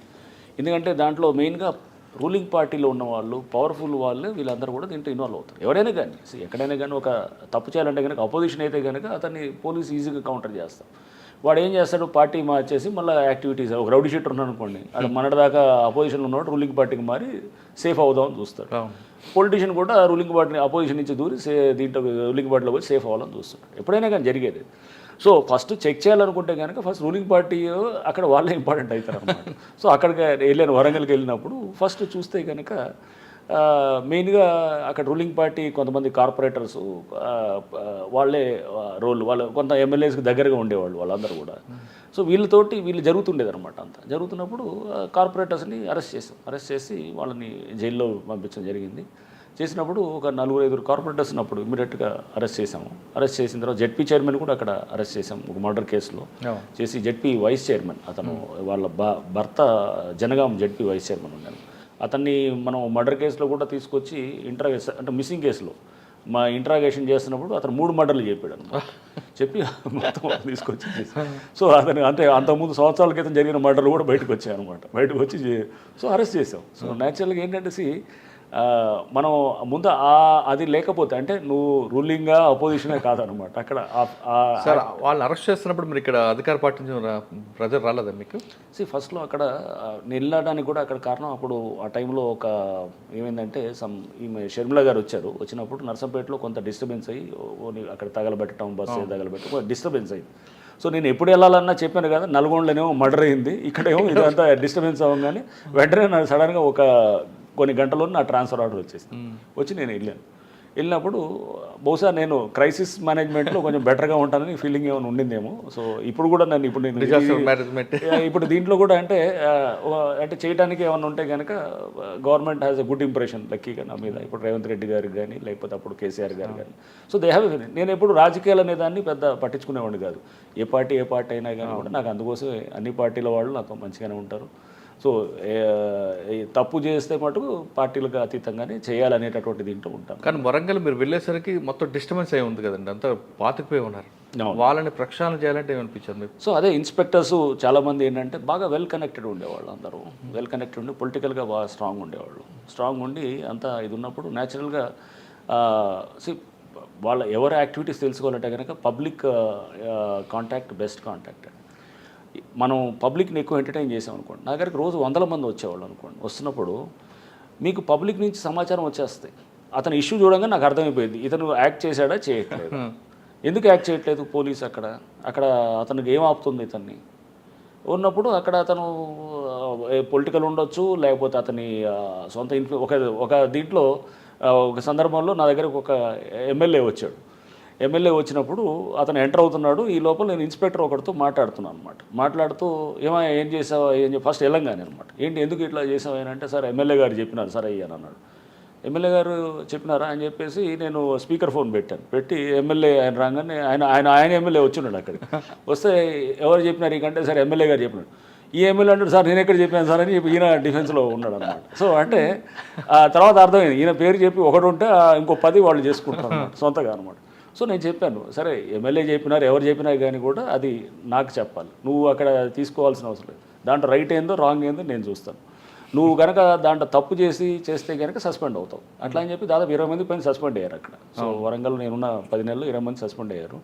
సో నువ్వు అక్కడ జెన్యున్గా ఉండేది, నీకు ఏమైనా తప్పు అనిపించి నువ్వు ఎమ్మెల్యే గారు చెప్పినారో లేకపోతే ఇంకెవరో మంత్రి గారు చెప్పినారని నువ్వు చేస్తే కనుక రేపు you will have to face the music. జాగ్రత్త. నీకేమైనా ఉంటే కనుక సిపి గారి పేరు మీద తోసే నువ్వు ఒకసారి సిపి గారికి చెప్పించండి సార్ అని చెప్పించు. నేను తీసుకుంటాను ఆ ప్రశ్న అంతా నేను తీసుకుంటాను. నేను అడుగుతాను ఎందుకు ఎట్లా చేస్తారని అడుగుతాను. నాకు చెప్పరు, నేను చెప్పినా నేను నీకు చెప్పను. నువ్వు అనేది క్లియర్గా ఉంటుంది అనమాట. సో అట్లా ఆ క్వశ్చన్ ఇవ్వాలి కింద అనమాట. కింద వాళ్ళకి ఏంటంటే అది లేకపోతే వాళ్ళు సతమతం అయిపోతారు అనమాట. వాళ్ళకి ఆ ప్రెషర్ ఫీల్ అవుతారు. అంటే ఎమ్మెల్యే ఒకటి చెప్తే వీళ్ళు 4 యాడ్ చేస్తారు, 4 యాడ్ చేస్తారు. లేకపోతే నిజంగా ప్రెషర్ ఉన్నా కానీ కూడా అతను తట్టుకోలేని పరిస్థితి ఉన్నప్పుడు మనం అతనికి ఆ క్వశ్చన్ ఇవ్వాలన్నమాట. ఇచ్చి మనం అతనికి లేదు నువ్వు నేనున్నాను నీకు అని ఆ కంఫర్ట్ ఇస్తేనే లీడర్షిప్ అనేది నేను అట్లా అనుకుంటాను అనమాట. అంటే మనం వాళ్ళకి ఆ భరోసా ఇవ్వగలిగితేనే వాళ్ళు ప్రెషర్ని నీకు ఫీల్ పర్వాలేదు, ప్రెషర్ నేను తీసుకుంటాను, నువ్వు ఫ్రీగా పనిచేయి. సార్ వరంగల్లో మీరు ఉన్నప్పుడు ఎంతమంది ఇన్స్పెక్టర్ల మీద సస్పెండ్ చేశారు, ఎంతమంది పొలిటీషియన్లని అరెస్ట్ చేశారు, ప్రెస్ వాళ్ళ మీద ఎంత యాక్షన్ తీసుకున్నారు? లేదు నాకు నెంబర్ గుర్తులేదు కానీ బట్ అదే అరౌండ్ 24-25 దాకా సస్పెన్షన్స్ అయినాయి ఆ టైంలో. పోలీసు దీంట్లో ఎట్లా ఉంటుందంటే ఎస్పీ నల్గొండగా ఉన్నప్పుడు నాకు సస్పెన్షన్ పవర్ ఉండదు. ఎస్పీగా ఏమైనా ఉంటే పైకి రాయాలన్నమాట. ఇక్కడ సిపిగా వెళ్ళటంతో నా పవర్ ఉంటుంది అనమాట అక్కడ. ఎందుకంటే డిఐజీ ర్యాంక్లో ఉన్నాను కాబట్టి పవర్ ఉంటుంది. సో పవర్ ఉన్నప్పుడు న్యాచురల్గా నాకు కంట్రోల్ చాలా ఎఫెక్టివ్గా, నేను ఎప్పుడు కమాండ్ కంట్రోల్ చాలా స్ట్రాంగ్గా ఉండాలని ఎక్స్పెక్ట్ చేస్తాను. ఎందుకంటే లేకపోతే కింద లూజ్ అడ్మినిస్ట్రేషన్ ఉంటుంది. సో అది తప్పకుండా అది వాడాను. పొలిటీషియన్స్ కూడా చాలామంది అరెస్ట్ అయ్యారు, చెప్పాను కదా. చాలామంది రూలింగ్ పార్టీ వాళ్ళు ఉన్నారు, అప్పుడు కాంగ్రెస్ వాళ్ళు కూడా ఒకరిద్దరు ఉన్నారు. ఇట్లా రకరకాలుగా అన్ని పార్టీస్ వాళ్ళు ఉన్నారు, అన్ని వాళ్ళు అరెస్ట్ అయ్యారు. ప్రెస్ వాళ్ళు కూడా అరెస్ట్ అయ్యారు. కొంతమంది ప్రెస్ వాళ్ళు అరెస్ట్ అయ్యారు. పోలీస్ ఆఫీసర్లు ఒకరిద్దరు అరెస్ట్ అయ్యారు జరిగింది. అది చేసి అంటే ముందు ఒక వ్యవస్థ అనేది ఒకటి ఉండాలి మురళి. ఫస్ట్ సింపుల్ అది. సిస్టమ్ పనిచేయాలి, సిస్టమ్ స్ట్రాంగ్ ఉండాలి. సిస్టమ్ వీక్ అయిపోయింది అనుకోండి, న్యాచురల్గా ఏమైతే ఇష్టారాజ్యంగా ఉంటుందన్నమాట. పైకి అంతా నార్మల్గా ఉన్నట్టు ఉంటుంది కానీ లోపలంతా డొల్ల ఉంటుంది అనమాట. అలా సార్ అది కాకుండా మీకు బాగా గుర్తుండిపోయిన కేసులు ఉన్నాయి వరంగల్లో? వరంగల్లో తప్పకుండా మంచి కేసెస్. ప్రీతి కేసు ఒకటి ఉన్నది, ఆ అమ్మాయి సూసైడ్ చేసుకొని చనిపోయిందనే కేసు ఒకటి. ఆ అమ్మాయి మెడికో అనమాట. సో హౌస్ సర్జెన్సీ చేస్తుంది, ఎండి చేస్తూ చనిపోయిన case. That was also a good case. అది సార్ ఆ కేసులో ఆ అమ్మాయి సైఫ్ అనమాట. సైఫ్కు హరాస్మెంట్ తట్టుకోలేక సూసైడ్ చేసుకున్నానని చెప్తారు, కానీ అమ్మాయి న్యాచురల్ డెత్ అని వస్తుంది కదండి. దాంట్లో ఏమైందంటే న్యాచురల్ డెత్ అని అంటే కనుక అమ్మాయి దానికి ముందు ఇది గూగుల్లో సెర్చ్ చేస్తారనమాట. అది ఒక ఇంజెక్షన్ కోసం సెర్చ్ చేసి చనిపోయే ముందు అనమాట ఇది ఉంటుంది. ఆ ముందు రోజు 2 రోజులు కూడా బాగా మూడీగా ఉంటుంది, తండ్రికి చెప్తుంటుంది చాలా బాధపడుతున్నట్టు, ఇదంతా ఉన్నాయన్నమాట. సో బట్ ఇంజెక్షన్ అనేది వీళ్ళు ఏంటంటే ఇమీడియట్గా అక్కడ మనకి వాళ్ళకి అమ్మాయి అంటే పడి కొలాప్స్ అయిపోయింది, కానీ వీళ్ళు అన్ని రకరకాల ఇమీడియట్ ఫస్ట్ అంటే ఎమర్జెన్సీ ట్రీట్మెంట్ ఇంటెన్సివ్ అక్కడ ఐసీయూకి తీసుకెళ్ళి కొంత తీసుకొచ్చి చేయడంతో మనకు ఫస్ట్ ఇనిషియల్గా కొన్ని మిస్ అవుట్ అయినాయి అనమాట. మనకి ఏది అక్కడ అంటే వాళ్ళు సిరెంజెస్ పొడవటం అనేది ఏది మనకి ఇది కొన్ని అంటే కొంత దాంట్లో ఇది ఉండింది, కానీ బట్ షూర్ షాట్ అక్కడ మనకు ఉన్నటువంటి ఇన్వెస్టిగేషన్లు వచ్చినాయన్నీ కూడా డెఫినెట్గా అది సూసైడ్ వైపే మనకు అది చూపిస్తుంది అనమాట. అంటే ఆయన వేదములు తట్టుకోలేక సూసైడ్ చేస్తారు. కరెక్ట్, ఎందుకంటే చాట్స్ ఉన్నాయి, అన్నీ కూడా చాట్స్ ఉన్నాయి. చాలా మరి డీడీ ఎందుకు లేదండి, డైన్ డిక్లరేషన్ చేయించలేదు? డైన్ డిక్లరేషన్ అమ్మాయి అసలు మాట్లాడే పరిస్థితి ఎక్కడ ఉంది అసలు? అమ్మాయి కొలాప్స్ అయిపోయిందా? లేదు, బతుకుందంటే అసలు మాట్లాడే పరిస్థితి లేదు, అసలు క్రిటికల్ ఉంది, ఎక్కడ మాట్లాడే ఇది లేదు. కొలాప్స్ అయిపోయిన తర్వాత ఇక పిఎంఈలో ఆమె న్యాచురల్ డెత్ అని వస్తుంది. న్యాచురల్ డెత్ అని ఎక్కడ ఇవ్వరు వాళ్ళు, కాజ్ ఆఫ్ డెత్ ఇలానే ఇస్తారు అంతే. న్యాచురల్ డెత్ అని ఎక్కడ ఇవ్వలేదు వాళ్ళు. కాజ్ ఆఫ్ డెత్ ఇదిగో ఈ పర్టికులర్ ఈ టాక్సిన్ అని చెప్పి ఇచ్చారనమాట. అవునా సార్? ఆ కేసులో వరంగల్ యూనివర్సిటీ సస్పెండ్ చేసింది, కానీ కోర్టు కూడా మరొకసారి ఆర్డర్ ఇచ్చింది దానికి సస్పెండ్ రికాల్ చేయమని. సస్పెన్షన్ ఏది మీరు అనేది? స్టూడెంట్కి సస్పెన్షన్ చేశారు కదా అతన్ని. ఎంక్వైరీ చేసిన తర్వాత సస్పెండ్ ఎత్తిమని కోర్టు ఆర్డర్ ఇచ్చిన తర్వాత డెఫినెట్గా ఉంటుంది సస్పెన్షన్ అనేది. ఎందుకు అతను ఇమీడియట్గా ఇది ఉంటుంది, ఎందుకంటే అతను ర్యాగింగ్ అనే దాంట్లో అతను అరెస్ట్ అయ్యాడు. ర్యాగింగ్ సూసైడ్ దీంట్లో చేసిన తర్వాత సస్పెన్షన్ అనేది ఒక మెజర్ అది. బట్ అది పర్మనెంట్గా సస్పెండ్ చేయరు కదా. అతను ఆ కేసు రేపు ప్రూవ్ అయ్యేదాకా అతను సెకండ్ టైం కూడా సస్పెండ్ చేశారట. సెకండ్ టైం ఎంక్వైరీ చేసిన తర్వాత కూడా సస్పెన్షన్ కరెక్ట్ అని వీళ్ళు యూనివర్సిటీ అధికారులు కోర్టుకి చెప్పారట. నాకు అర్థం కాలేదు, అంటే సస్పెన్షన్ జనరల్గా మా పరిధిలోకి రాదు అది, బట్ యూనివర్సిటీ వాళ్ళకు ఉంటుంది. సో బట్ అది ఏదైనా కానీ కూడా మేము అరెస్ట్ చేయగానే వాళ్ళు సస్పెండ్ చేశారు. మీరైతే నమ్ముతున్నారు 100%. అది ఎందుకంటే అది మనకి ఆ కేసు దర్యాప్తులో చాట్స్లో అన్నింటిలో చూసినప్పుడు కూడా చాలా స్పష్టంగా అర్థమవుతుంది అనమాట. There was a clear harassment. ఆ అమ్మాయి ఎవరెవరితో షేర్ చేసిందనే దాన్ని కూడా క్లియర్గా మన దగ్గర అంతా విత్ చాట్స్ తోటి దొరికింది. కోర్టు ఎందుకు అవన్నీ మరి పెట్టినప్పుడే కదా అతను బెయిల్ రాలేదు, చాలా రోజులు అతను దాదాపు 3 నెలలు ఉన్నాడు అతను. సో అది బెయిల్ రాలేదంటే ఇవన్నీ ఎవిడెన్స్ పెడతామే తోడు కదా అతను బెయిల్ రాదు కూడా. సార్ వరంగల్ తర్వాత ఎక్కడికి వచ్చారండి? వరంగల్ తర్వాత నేను మళ్ళీ ఇక్కడ క్రైమ్స్కి వచ్చాను. క్రైమ్స్కి వచ్చేసి తర్వాత సిసిఎస్లో అది అడిషనల్ సిపి క్రైమ్స్ పోస్ట్లో ఉన్నాను. ఒక 2 months ఉన్నాను, అంతే, ఎక్కువ రోజులు లేను. ఆ తర్వాత నెక్స్ట్ సార్ అక్కడే సాహితీ కూడా ఉన్నట్లుంది కదా? సాహితీ కేసు కూడా ఉంది. సాహితీ కేసు ఇంపార్టెంట్ కేసు. అందుకే అది అప్పటికే ఒక 1.5-2 years ముందే ఆ కేసు రిజిస్టర్ అయింది. అరెస్ట్ అయ్యి ఉన్నారు అతను, బూదాటి లక్ష్మణ్ అని వీళ్ళంతా మెయిన్ వాళ్ళందరూ కూడా అరెస్ట్ అయ్యి ఉన్నారు. సో నేను యాక్చువల్గా అక్కడ సెట్ అయ్యే లోపలే ఆ కేసులో అంటే అప్పటికే అరెస్ట్లు అయ్యి ఉన్నారు. అరెస్ట్లు అయ్యి అంతా కూడా మొత్తం మనకి అంటే అక్కడ కేసు దర్యాప్తు ఒక స్టేజ్లో పబ్లిక్ వీళ్ళందరితో కూడా మీటింగ్స్ పెట్టేసి వాళ్ళతో కూడా అందరితో ఒకసారి మాట్లాడిన తర్వాత మేము చెన్నైకి కూడా వెళ్ళాము. ఈ కేసెస్లో ఎలా హ్యాండిల్ చేస్తున్నారు చెన్నైలో వాళ్ళు కొంత వాళ్ళ టీం అక్కడ ఈఓడబ్ల్యూ టీమ్స్ అది దీంట్లో కొంత మంచి ఎక్స్పర్టీస్ ఉన్నాయన్నమాట.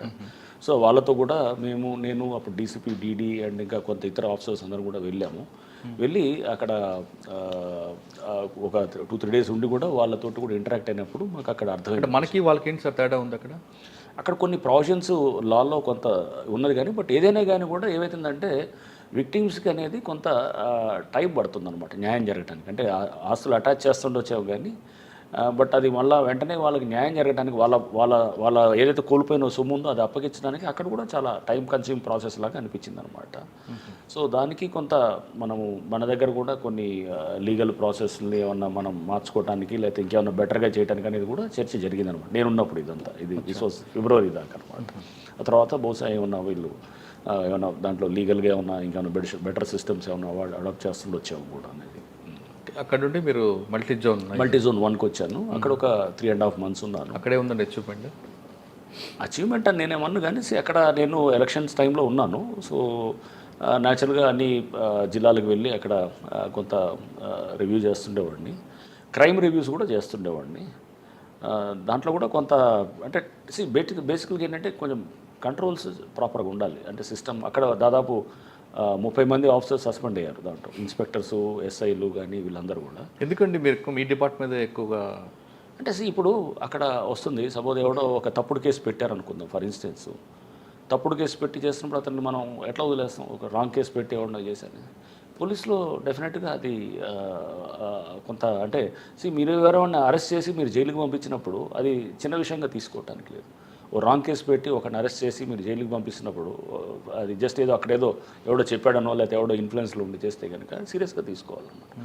అట్లానే గ్యాంబ్లింగ్ క్లబ్బులు నడిపిస్తూ అక్కడంతా కూడా యథాచ్ఛగా నడుస్తుంది అనుకోండి, పోలీసులో కొంత డెఫినెట్గా ఈ అంటే యూనిఫామ్ సర్వీస్ కాబట్టి కంట్రోల్స్ కొంచెం ఎఫెక్టివ్గా ఉంటాయి అన్నట్టు. అండ్ దారి తప్పడానికి కారణం అనుకోవచ్చు. రకరకాల ఫ్యాక్టర్స్ ఉంటాయి. అక్కడ లోకల్ ఇన్ఫ్లుయెన్సెస్ ఉండొచ్చు, సిస్టమ్ కూడా ఉండొచ్చు, రకరకాల ఉంటుంది. ఏది ఉన్నా కానీ కూడా నువ్వు ఇప్పుడు అక్కడ మేము చేసేటప్పుడు కూడా ఏంటంటే ఒక లైన్ దాకా చూస్తాము, చూసిన తర్వాత ఇది ఎక్సెస్ అనిపిస్తేనే దాని మీద అతని మీద యాక్షన్ ఉంటుంది. ప్రతి చిన్నదానికి సస్పెన్షన్ చేయం, అది చెక్ చేస్తాం. ఇతను నిజంగా ఇతనికి సస్పెండ్ చేయడానికి ఇతనికి పూర్తిగా ఇతని ట్రాక్ రికార్డ్ ఎలా ఉంది, ఆ ఇన్సిడెంట్ ఎలాంటి ఇన్సిడెంట్ చేశాడు. ఇప్పుడు మా దగ్గరకు వచ్చేది ఎక్కడో 1-2 ఇన్సిడెంట్స్ వచ్చాయనుకోండి, బట్ అట్లాంటి అతను 100 చేస్తాడు అనమాట. రేపు ఒకవేళ చెక్ చేయకపోతే కనుక అవుతుందన్నమాట. ఆ చెక్ అనేది చాలా ఇంపార్టెంట్ అనమాట. సో మీ జోన్లో 30 మంది మీద యాక్షన్ తీసుకోవడం జరిగింది, సస్పెండ్ చేశాము. దాదాపు ఒక అతను కూడా డిస్మిస్ చేశాను, ఒక ఎస్ఐ. అతను ఒక వేరే హెడ్ కానిస్టేబుల్ లేడీతో కూడా ఆమెని సెక్షువల్ అసాల్ట్ చేయటం, రేప్ కేసులో అరెస్ట్ చేశాము కూడా. చేసి అతని మీద చరిత్ర కూడా అట్లానే ఉంది. అతను ఏంటి అంతకుముందు ఒక అవుట్రేజింగ్ మోడల్స్, ఒక మహిళతో అసభ్యంగా దాని మీద కూడా అరెస్ట్ అయి ఉన్నాడు అప్పుడు. ప్లస్ అతను ఏది ఇంకో లేడీస్ కానిస్టేబుల్స్ తోటి మిస్బిహేవ్ చేసిన ఛార్జ్ మెమో కూడా అంతకుముందు ఇచ్చారు, డిసిప్లిన్ యాక్షన్.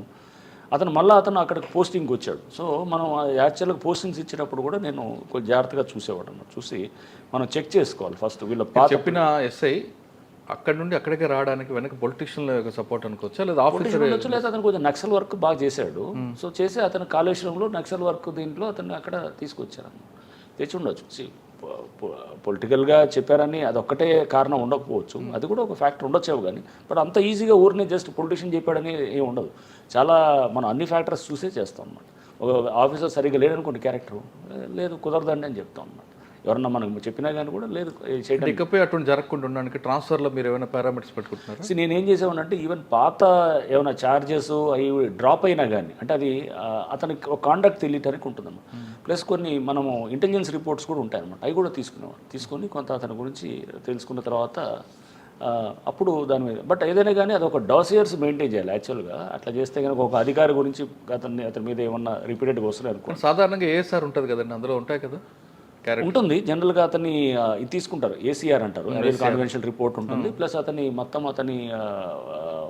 హిస్టరీ అంతా కూడా మనం తీసుకోవచ్చు, వాళ్ళ పర్సనల్ ఫైల్లో ఉంటుంది. ఆ డీటెయిల్స్ అన్ని కూడా తీసుకుంటాము. బట్ దానికన్నా ముందు అతను పనిచేసిన దగ్గర ఎట్లా ఏది ఉందనేది ఆ డీటెయిల్స్ కొన్ని చోట్ల ఉండవు అనమాట. సో మీ డిపార్ట్మెంట్ చాలా కాలం చూస్తారు కదా, చాలా చూస్తున్నారు. ఒకసారి ఎస్ఐకి వచ్చిన వ్యక్తి ఒక డిఎస్పీకి వచ్చిన తర్వాత కొంచెం దారి తప్పవచ్చు, లేదా గ్రూప్ 1 ఆఫీసర్ ఒక ఐజీ అయ్యేంత కొంచెం మెత్తపడవచ్చు. కానీ ఇప్పుడు వస్తున్న ఫస్ట్లోనే ఎస్ఐలు అవ్వచ్చు, లేదంటే గ్రూప్ 1 ఆఫీసర్లు అవ్వచ్చు, లేదంటే డైరెక్ట్ ఐపీఎస్లు కూడా స్టార్టింగ్ నుంచి కూడా కొంతమంది.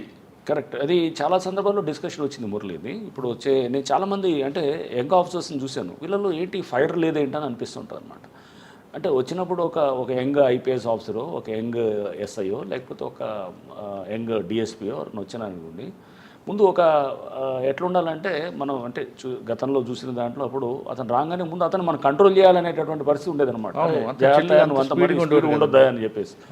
ఇప్పుడు అసలు స్పీడ్ కాదు, ముందు వెనకాల నెట్టాల్సిన పరిస్థితి చాలా మందిలో వస్తుంది అనమాట. ఫస్ట్ డబ్బుల మీద పడుతున్నారు కదా. ఎగ్జాక్ట్లీ. సో ఇది బహుశా సిస్టంలో కూడా అంత ఈ మార్పు అంత కమర్షియల్గా అయిపోవటం, వ్యవస్థ, it's not just I don't blame వాళ్ళు ఇండివిజువల్స్ అని అన్ను, వ్యవస్థ అలా అవ్వటము, వచ్చిన వాడు రావడంతో రాకముందే వాళ్ళు ఏంటంటే డబ్బు సంపాదన అనేది ఒక ఇదనేది, పోస్ట్ ఉండటమే అనేది ఒక ఇదనేది, పబ్లిక్కి సేవ చేద్దాం. నిన్న చూసిన మనం ఒక ఐఏఎస్ ఆఫీసర్ అమ్మాయి ఆడి కారుకి ఏదో ఇది పెట్టుకోవాలని చెప్పేసి, ఆమె ఓబీసీలో వచ్చిందని చెప్పేసి, ప్లస్ అది ఫిజికల్లీ డిసేబుల్డ్ కోటాలో వచ్చిందని, బట్ ఆమె డిక్లేర్ చేస్తే ప్రాపర్టీస్ 20 కోట్ల పైన 30 కోట్ల పైన డిక్లేర్ చేసిందని, మరి ఓబీసీ కోటాలో ఇన్కమ్ క్రైటీరియాలో రావాలి అంటే ఇదంతా అంటే మనం చూస్తుంటే కనుక చాలామంది యంగ్స్టర్స్లో ఇప్పుడు కనబడేది. మంచి యంగ్స్టర్స్ కూడా ఉన్నారు, చాలామంది మంచి ఆఫీసర్స్, అద్భుతమైన ఆఫీసర్స్ ఉన్నారు.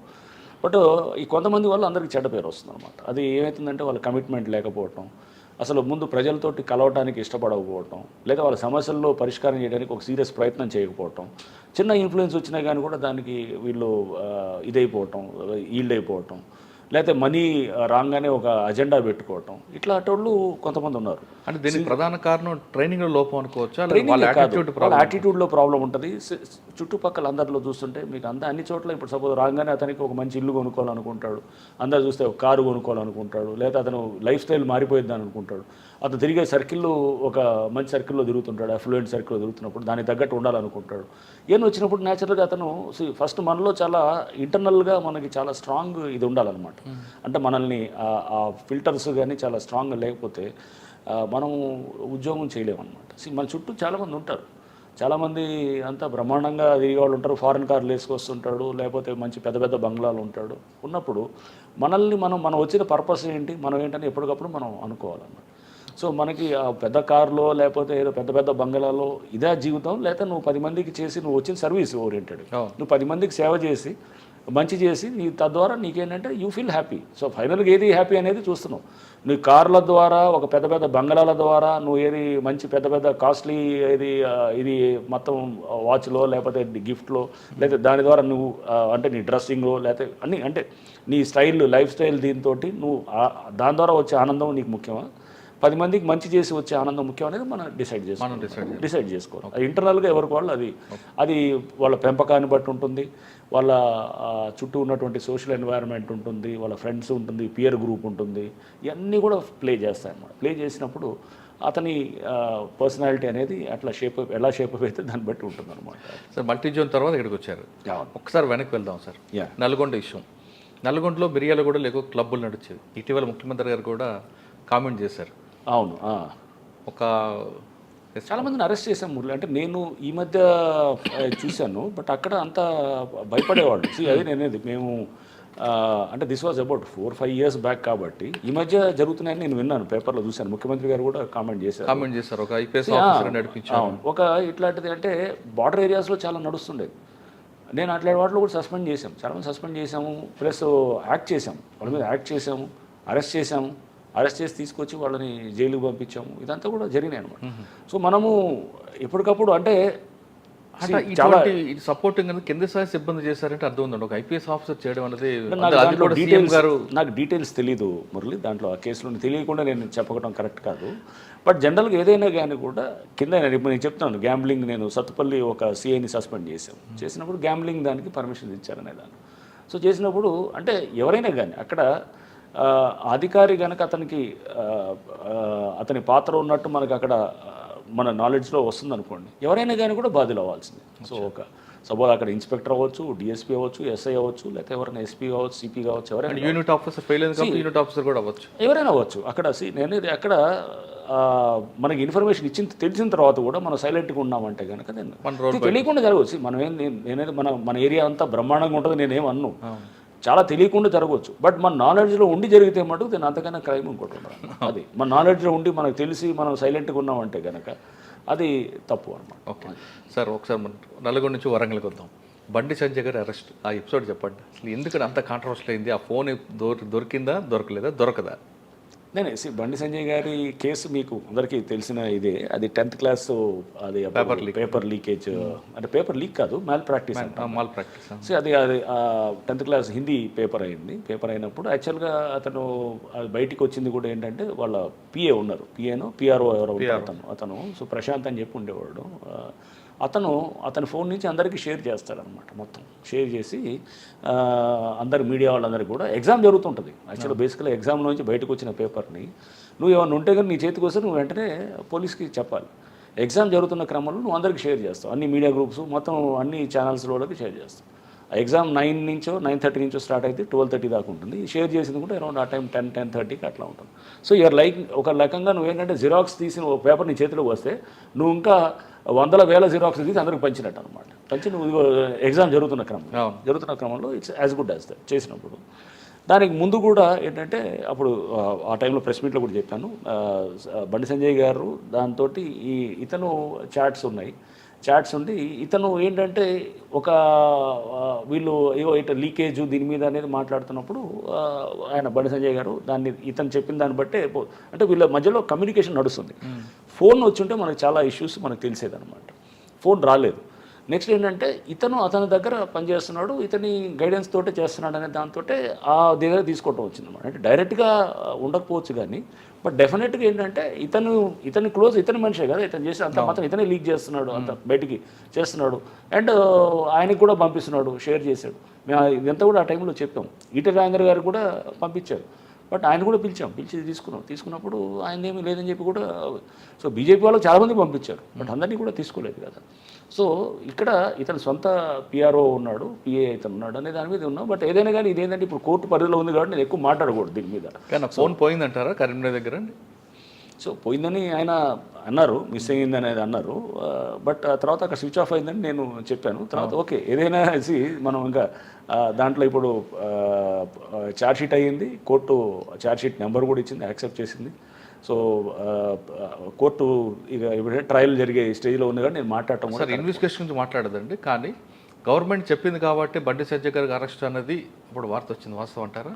అంటే ఆయన ప్రతిపక్షంగా ఉండి గవర్నమెంట్ బ్లేమ్ చేస్తున్నారు కాబట్టి ఆయన అరెస్ట్ చేయాలి, నోరు కట్టడి చేయాలి. మీరు ఇంకొకటి చూడండి, ఆ టైంలో అప్పటిదాకా పేపర్ లీకేజ్ చాలా సెన్సిటివ్ అంశం, చాలా జాగ్రత్తగా హ్యాండిల్ చేయాలి. మేము కూడా చిన్నప్పుడు ఉన్నప్పుడు ఇంటర్మీడియట్లో ఉన్నప్పుడు కెమిస్ట్రీ పేపర్ ఒకటి లీక్ అయిందని చెప్పి వచ్చిందనమాట. అందులో చిన్న వయసు ఏముంటుంది అప్పుడు ఆ టైంలో 16-17 ఏళ్ళ వయసులో ఆ పేపర్ చదువుకొని అంతా వచ్చింది, ఇదే పేపర్ అని చెప్పి అంటే అందరం ఆ పేపర్లో అందరికీ ఇచ్చారనమాట. అది తీసుకొని చదువుకున్నాం, అదే పేపర్ చదువుకున్నాం యాక్చువల్గా. చదువుకొని వెళ్తే ఏమైంది ఎగ్జామ్లో మేము కెమిస్ట్రీ రాసాము, నేను మ్యాథ్స్ ఫిజిక్స్ బాగా చేశాను. కెమిస్ట్రీకి వచ్చేటప్పటికి ఫస్ట్ క్వశ్చన్ అది ఉంది కానీ తక్కింది ఏది లేదనమాట.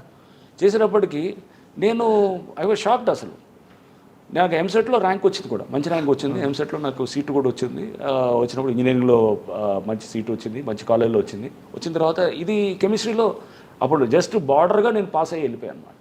ఒకవేళ నేను ఫెయిల్ అయితే అప్పుడు ఈ సిస్టమ్ కూడా లేదు. ఏది అప్పుడు సరే అప్పుడే ఇది పెట్టినట్టుంది, ఏది ఏప్రిల్లో మేలో మళ్ళీ వచ్చిన సిస్టమ్ అది ఏంటో పెట్టి ఇమీడియట్గా క్రాష్, అది సప్లిమెంటరీ దాకా వెయిట్ చేయకుండా. బట్ ఒక సీట్ వచ్చి నాకు ఇది పోతే కనుక 1 year పోతే కనుక ఎట్లా ఉంటుంది? సో పేపర్ లీకేజ్ అనేది చాలా సెన్సిటివ్. ఇప్పుడు నేను కూడా నీట్ లీకేజ్ అయింది, నీట్ పేపర్ వచ్చిందని చెప్పేసి కూడా వచ్చింది, సుప్రీంకోర్టు పరిధిలో జరుగుతుంది. సో చాలా సెన్సిటివ్ అంశం అనమాట. సో మనం చాలా జాగ్రత్తగా హ్యాండిల్ చేయాలి పేపర్ లీకేజ్ అనేది. ఇప్పుడు కేంద్ర ప్రభుత్వం దీంట్లో నీట్ ఎగ్జామ్లో కూడా ఈ ఇష్యూ వస్తున్నది. సో గ్రూప్ 1 కూడా లీకేజ్ అయింది అనేది. గ్రూప్ 1 అంటే దీంట్లో మనం చాలా బాధ్యతతోటి వ్యవహరించాలి ఎవరైనా కానీ. తోటి ఏమైందంటే ప్రతిదీ పేపర్ రేపు అట్లాంటిది వచ్చినప్పుడు ఒక దాని గురించి పేపర్ లీకేజ్ గురించి మాట్లాడుతున్నాం అనుకోండి, పబ్లిక్లో మాట్లాడుతుంటే కనుక నెక్స్ట్ ఏమవుతుంది, నెక్స్ట్ వచ్చే నిజమైన పేపర్ ఏదో అబద్ధమైన పేపర్ ఎవరికో తెలియదు. పిల్లలు ఎలా చదువుకుంటారు? వాడు చదువుకున్నవాడు ఆ వయసులో వాడు ఏదైనా సర్క్యులేట్ అయింది అనుకోండి సోషల్ మీడియాలో, దాన్ని నమ్ముతాడు, అది పేపరే అనుకుంటాడు. అనుకున్నప్పుడు అదే చదువుకొని పోతే రేపు అది రాలేదనుకోండి సూసైడ్ చేసుకునే పరిస్థితి కూడా ఉంటుంది అనమాట. పిల్లలు వాడి భవిష్యత్తు పోయిందనుకో చాలామంది, అంటే చాలా సున్నితమైన అంశం ఇది. అందుకని చాలా జాగ్రత్తగా మనం ఏంటంటే చైల్డ్ సైకాలజీని మనం తీసుకోవాలి. ఆ వయసులో 10వ తరగతి ఏముంటుందండి, చాలా 15 ఏళ్ళు. పేపర్ లీకేజీలు చాలా కఠినంగా పోవాలన్నమాట. ఏమన్నా ఇట్లా మనకు బయట ఇట్లాంటిది ఇది. సో చాలా అందరూ కూడా అంటే మన రాజకీయ పార్టీలైనా కానీ రాజకీయ లీడర్లు అయినా కానీ కూడా ఇది చాలా జాగ్రత్తగా చేసుకోవాల్సిన అంశం అన్నమాట. లీకేజ్ వేరు, మ్యాల్ ప్రాక్టీస్ వేరు అన్నమాట. మ్యాల్ ప్రాక్టీస్ ఎగ్జామ్ జరిగినప్పుడు ఆ తర్వాత ఎప్పుడైతే అరెస్ట్ చేసామో ఇంకా ఏది ఒక్క లీక్ కాలేదు, ఏం లేదు. అంటే గవర్నమెంట్ ప్రెజర్ లేదు, యాజ్ పర్ లా ప్రకారం గవర్నమెంట్ ప్రెషర్ అనేది కాదండి, గవర్నమెంట్ ప్రెషర్ కలిసి మీరు ఆ అంశాన్ని మనం చాలా సున్నితమైన అంశంగా తీసుకున్నప్పుడు దాని మీద మనం వీళ్ళు ఇతనే చేసినప్పుడు బయటకు వచ్చినప్పుడు మీరు లీక్ అని మీరే చెప్తూ మీరు చేస్తుంటే కనుక రేపు దీనికి అంతకుముందు రోజు పేపర్ లీక్ అయింది, ఇది లీక్ అయింది.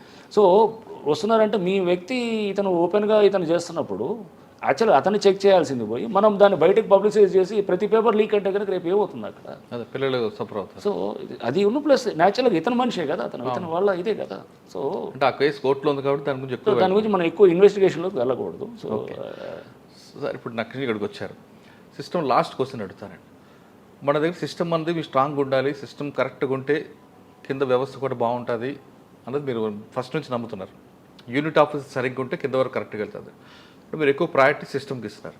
కానీ మన దగ్గర అరెస్ట్ అనేది తర్వాత ఆ నిందితుడికి శిక్ష పడుతుందా లేదా అని పక్కన వెళ్ళిపోయి కేవలం ప్రాసెస్ పనిష్మెంట్ మాత్రమే మనం చూపిస్తున్నాం. కానీ అసలు లాస్ట్కి అక్యూజ్డ్ ఉన్నాడు, ఏవైంది, వాడికి అరెస్ట్ అయ్యాడా లేదు విషయం పక్కన మర్చిపోతున్నాం అండి. కేవలం అరెస్టు, ఛార్జ్ షీట్ మర్చిపోతున్నాం. ఈ అరెస్ట్ ప్రాసెస్లోనే పనిష్మెంట్ అయిపోతుంది అక్యూజ్. అంతే, అదే అవుతుంది. ఇప్పుడు దాన్ని కన్విక్షన్ కంట్రోల్ చేయాలంటే ఏం చేయాలి? అంటే అరెస్టు అనేది ఒక డెఫినెట్గా వాళ్ళకి అది ఒక పబ్లిక్ షేమ్గా ఫీల్ అవుతారు కూడా. అరెస్ట్ అనేది సపోజ్ 3 నెలలు 4 నెలలు అరెస్ట్ అయ్యి ఉన్నారనుకోండి. ఇప్పుడు మారుతిరావు, నేను ఆ రోజు చెప్తున్నాను, మారుతిరావు అతను అరెస్ట్ ఫీల్ అయ్యే కదా, అతను తర్వాత అరెస్ట్ అయ్యాడు. తర్వాత అతను కోర్టు చెప్తున్నాయి కదా అరెస్ట్ అనేది మ్యాండేటరీ కాదు అంటుంది కదండి. లేదు, అది కొన్ని కేసెస్లో అంటే బెయిలబుల్ 7 సంవత్సరాలు. బట్ సపోజ్ మర్డర్ కేసులో అరెస్ట్ అనేది మనం ఖచ్చితంగా అది కాదు కదా, 7 సంవత్సరాలు పైబడిన కేసులో అరెస్ట్ కానీ 7 సంవత్సరాల లోపల దాంట్లో మ్యాండేటరీ కాదు, మ్యాండేటరీ కాదు. ఎందుకంటే మన వాళ్ళు ఏం చేస్తున్నారంటే ఆ అరెస్ట్ చేసాం, చేతులకు ఛార్జ్ షీట్ వేసాం, అయిపోయింది అనుకుంటున్నారు కదా. కన్విక్షన్ వచ్చే విధంగా ఎందుకు చేయలేకపోతున్నారు? అదే చెప్పేది, ఇన్వెస్టిగేషన్ స్టాండర్డ్స్ వస్తాయి దాంట్లో. ఎందుకంటే చాలా కేసెస్ అయిపోతున్నాయి, ప్రెషర్ ఎక్కువ అవుతుంది. ఇప్పుడు ఉండేటటువంటి ఆఫీసర్స్ కూడా వాళ్ళకి ఏంటంటే తీసుకోలేకపోతారు, కంప్లైంట్స్ కూడా అన్నీ వస్తాయి. సమాజంలో చాలా చోట్ల వ్యవస్థలు సరిగ్గా చేయలేకపోతే కూడా అది పోలీస్ దగ్గరికి వచ్చేసి వాడు ఏదైనా కానీ ల్యాండ్ కబ్జా అంటాడు, లేకపోతే ఎన్నో ఇన్స్టిట్యూషన్స్ పనిచేయాల్సిన పద్ధతిలో పనిచేయకపోతే కనుక అవన్నీ కూడా ప్రెషర్ పోలీస్ మీద పడుతుంది. ఓవర్ బర్డెన్ కూడా ఉంటారు. అంటే ఎక్కువ కేసెస్ వచ్చే కొద్దీ కూడా క్వాలిటీ తగ్గిపోతుంది. సో వీళ్ళు కొన్ని కేసెస్ బాగా చేస్తారు, అలానే ఇన్వెస్టిగేషన్ స్టాండర్డ్స్ తెలియదని కాదు. చాలామంది అవసరం మంచి ఇన్వెస్టిగేటర్స్ కూడా ఉన్నారు, చేస్తారు, కన్విక్షన్స్ వచ్చే ఉంటాయి. బట్ మల్టిపుల్ కేసెస్ అయిపోవడంతో కూడా ఇలా ఉంటుంది. అండ్ లోకల్ కొన్ని ప్రెషర్స్, ఇన్ఫ్లుయెన్సెస్ ఉండే కూడా కొన్ని కావాలని వీళ్ళు లైట్గా చేసేవి కూడా ఉంటాయి. కేసెస్ రకరకాలుగా ఉంటాయి. దాంట్లో ఏదైనా నేను ఇదేని కారణం అని చెప్పను కానీ, బట్ అన్నిటికన్నా ముఖ్యం నేనేమనుకుంటా అంటే too many cases, too many complaints అన్నీ వచ్చేటప్పటికి ఇంత వర్క్ ప్లస్ అతను బందోబస్తులతో ఉంటాడు, సతమతం అవుతుంటాడు. ఆ ఇన్స్పెక్టరో ఎస్ఐ అనేది చాలా ప్రెషర్ ఉంటుంది అనమాట. బట్ డెలిబరేట్గా మిస్చీఫ్ చేశాడు అనుకోండి, అతన్ని స్పేర్ చేయకూడదు. అతను డెలిబరేట్గా చేసినప్పుడు తప్పుడు కేసులో పెట్టాడు. నేను చెప్పాను, ఖమ్మంలో విలేకర్ని ఎవరినో పెట్టారు, ఆరు లేకపోతే కనుక ఇంకేదో వేరే కేసులో మొత్తం తారుమారు చేసేసాడు. చనిపోయిన కేసుని అసలు దాన్ని పూర్తిగా నీరుగా చేసి దాన్ని మామూలు కేసులాగా చూపించేదానికి ట్రై చేశాడు. ఇట్లాంటివన్నీ డెఫినెట్గా సీరియస్గా తీసుకుంటాం అన్నమాట. సార్ ఫైనల్గా చెప్పండి, ఈ డిపార్ట్మెంట్లో వచ్చే వాళ్ళకి ఏం చెప్తారు మీరు? ఇది అద్భుతమైన డిపార్ట్మెంట్ అండి. పోలీస్ అనేది నేను ముందు నుంచి చెప్తున్నాను. నేను ఉద్యోగంలో రావడానికి కూడా నేను ఒకటే, ఈ డిఎస్పీ ఉద్యోగం ఇస్తేనే వస్తాననే స్టేజ్లో వచ్చాను అన్నమాట. సో ఇది ఏరుకోరి ఉద్యోగంలోకి వచ్చాను. అందుకోసం డెఫినెట్గా ముందు మనకు మంచి యాప్టిట్యూడ్ ఉందనుకోండి, ఇష్టం ఉంటే కనుక ఊరిలో ఏదో ఉద్యోగంలో తీసుకుంటే వేరు. దాని మీద మనకేంటంటే ఈ ఉద్యోగంలో నిజంగా మనం చేయొచ్చు 10 మంది కంటే. నా దృష్టిలో పోలీసుని మించి ఉద్యోగం అయితే ఉండదు. మనం పబ్లిక్ రీచ్ అవ్వాలంటే కనుక అత్యుత్తమైన సర్వీస్ ఏముందంటే డెఫినెట్గా అది ఒక పోలీస్ సర్వీసే ఉంటుంది. ఎందుకంటే మీరు ఇమీడియట్గా చాలామందికి చాలా న్యాయం చేయొచ్చు. అండ్ పబ్లిక్ కూడా ఎవరైతే కనుక అట్లా న్యాయం చేసేవాళ్ళు ఉంటారో వాళ్ళు ఒక డెమిగాడ్స్ కింద వాళ్ళు అక్కడ ఇది చేసేటట్టు కూడా ఉంటుంది. మీకు అది బహుశా మీరు ఎన్ని కోట్లు సంపాదించినా, ఎన్ని పెద్ద పెద్ద బంగ్లాలు ఉన్నా కానీ కూడా అంత తృప్తి ఎప్పుడు రాదన్నమాట. 10 మందికి మీరు మంచి చేసి వాళ్ళందరిలో చేసేదాన్ని ఈ ఉద్యోగంలోనే వీలవుద్దని నేను అనుకుంటాను అన్నమాట. సో అందుకోసం పోలీస్ తప్పకుండా మీకు నిజంగా అటువంటి ప్యాషన్ ఉండి, అటువంటి యాటిట్యూడ్ ఉండి, ఆ యాప్టిట్యూడ్ ఉంటే కనుక దీని మించిన ఉద్యోగం లేదు. ఖచ్చితంగా రండి. అండ్ డెఫినెట్గా ఏంటంటే సమాజాన్ని బాగు చేసుకోవడానికి ఇది ఒక మంచి అవకాశం. అందుకోసం ఎక్కడ చేసినా కానీ కూడా నేను ట్రై చేస్తాను. నేను గొప్పగా చేస్తానని అన్ను కానీ, but I make an attempt. ఒక ట్రాఫిక్లో వస్తే కొన్ని రిఫార్మ్స్ చేయాలని చూస్తాం, లేకపోతే ఒక కమిషనరేట్లో వెళ్తే కనుక అక్కడేదో కొంత ట్రై చేస్తుంటాం. ఒక ఐజీగా ఉన్నప్పుడు ఇది చేస్తుంటాం, సిస్టమ్స్ బెటర్ చేయాలని ట్రై చేస్తాం, ఒక ప్రయత్నం అయితే చేస్తాం. ఇక్కడ కూడా అంతే. ఇది ఇప్పుడు హైడ్రా అనే దీంట్లో కూడా నేనేదో మొత్తం చెరువులన్నింటినీ కాపాడేస్తాను, నేనేదో బ్రహ్మాండంగా చేస్తానని నేనేం అన్ను. బట్ ఒక సీరియస్ అటెంప్ట్ అయితే ట్రై చేస్తాం అనమాట. Will make a serious attempt and a sincere attempt అనమాట. అదే ప్రజలకు నేరుగా సేవ చేయాలంటే police department the best platform అంటున్నారు రంగనాథ్ గారు. కానీ వచ్చిన వెంటనే డబ్బుల కోసమో పవర్ కోసమో కాకుండా ప్రజలు పనిచేయండి, వాళ్ళే మీకు గుర్తుంచుకుంటారు, అది జీవితాంతం మీకు గుర్తుండిపోతుంటో చెప్తున్నారు. ఆయన చెప్తున్నట్లుగా పోలీస్ డిపార్ట్మెంట్లో పనిచేసేవారు ఎవరైనా సరే తప్పు చేస్తే తన సిబ్బంది అయిన మీద వాళ్ళ మీద కూడా వేకి తప్పదంటూ అతను చేస్తున్నారు. ఇది రంగనాథ్ గారితో ఎక్స్క్లూజివ్ ఇంటర్వ్యూ. వచ్చే వారం మరో గెస్ట్ మళ్ళీ కలుద్దాం. అంతవరకు నమస్తే. Thank you sir. Thank you. Murali.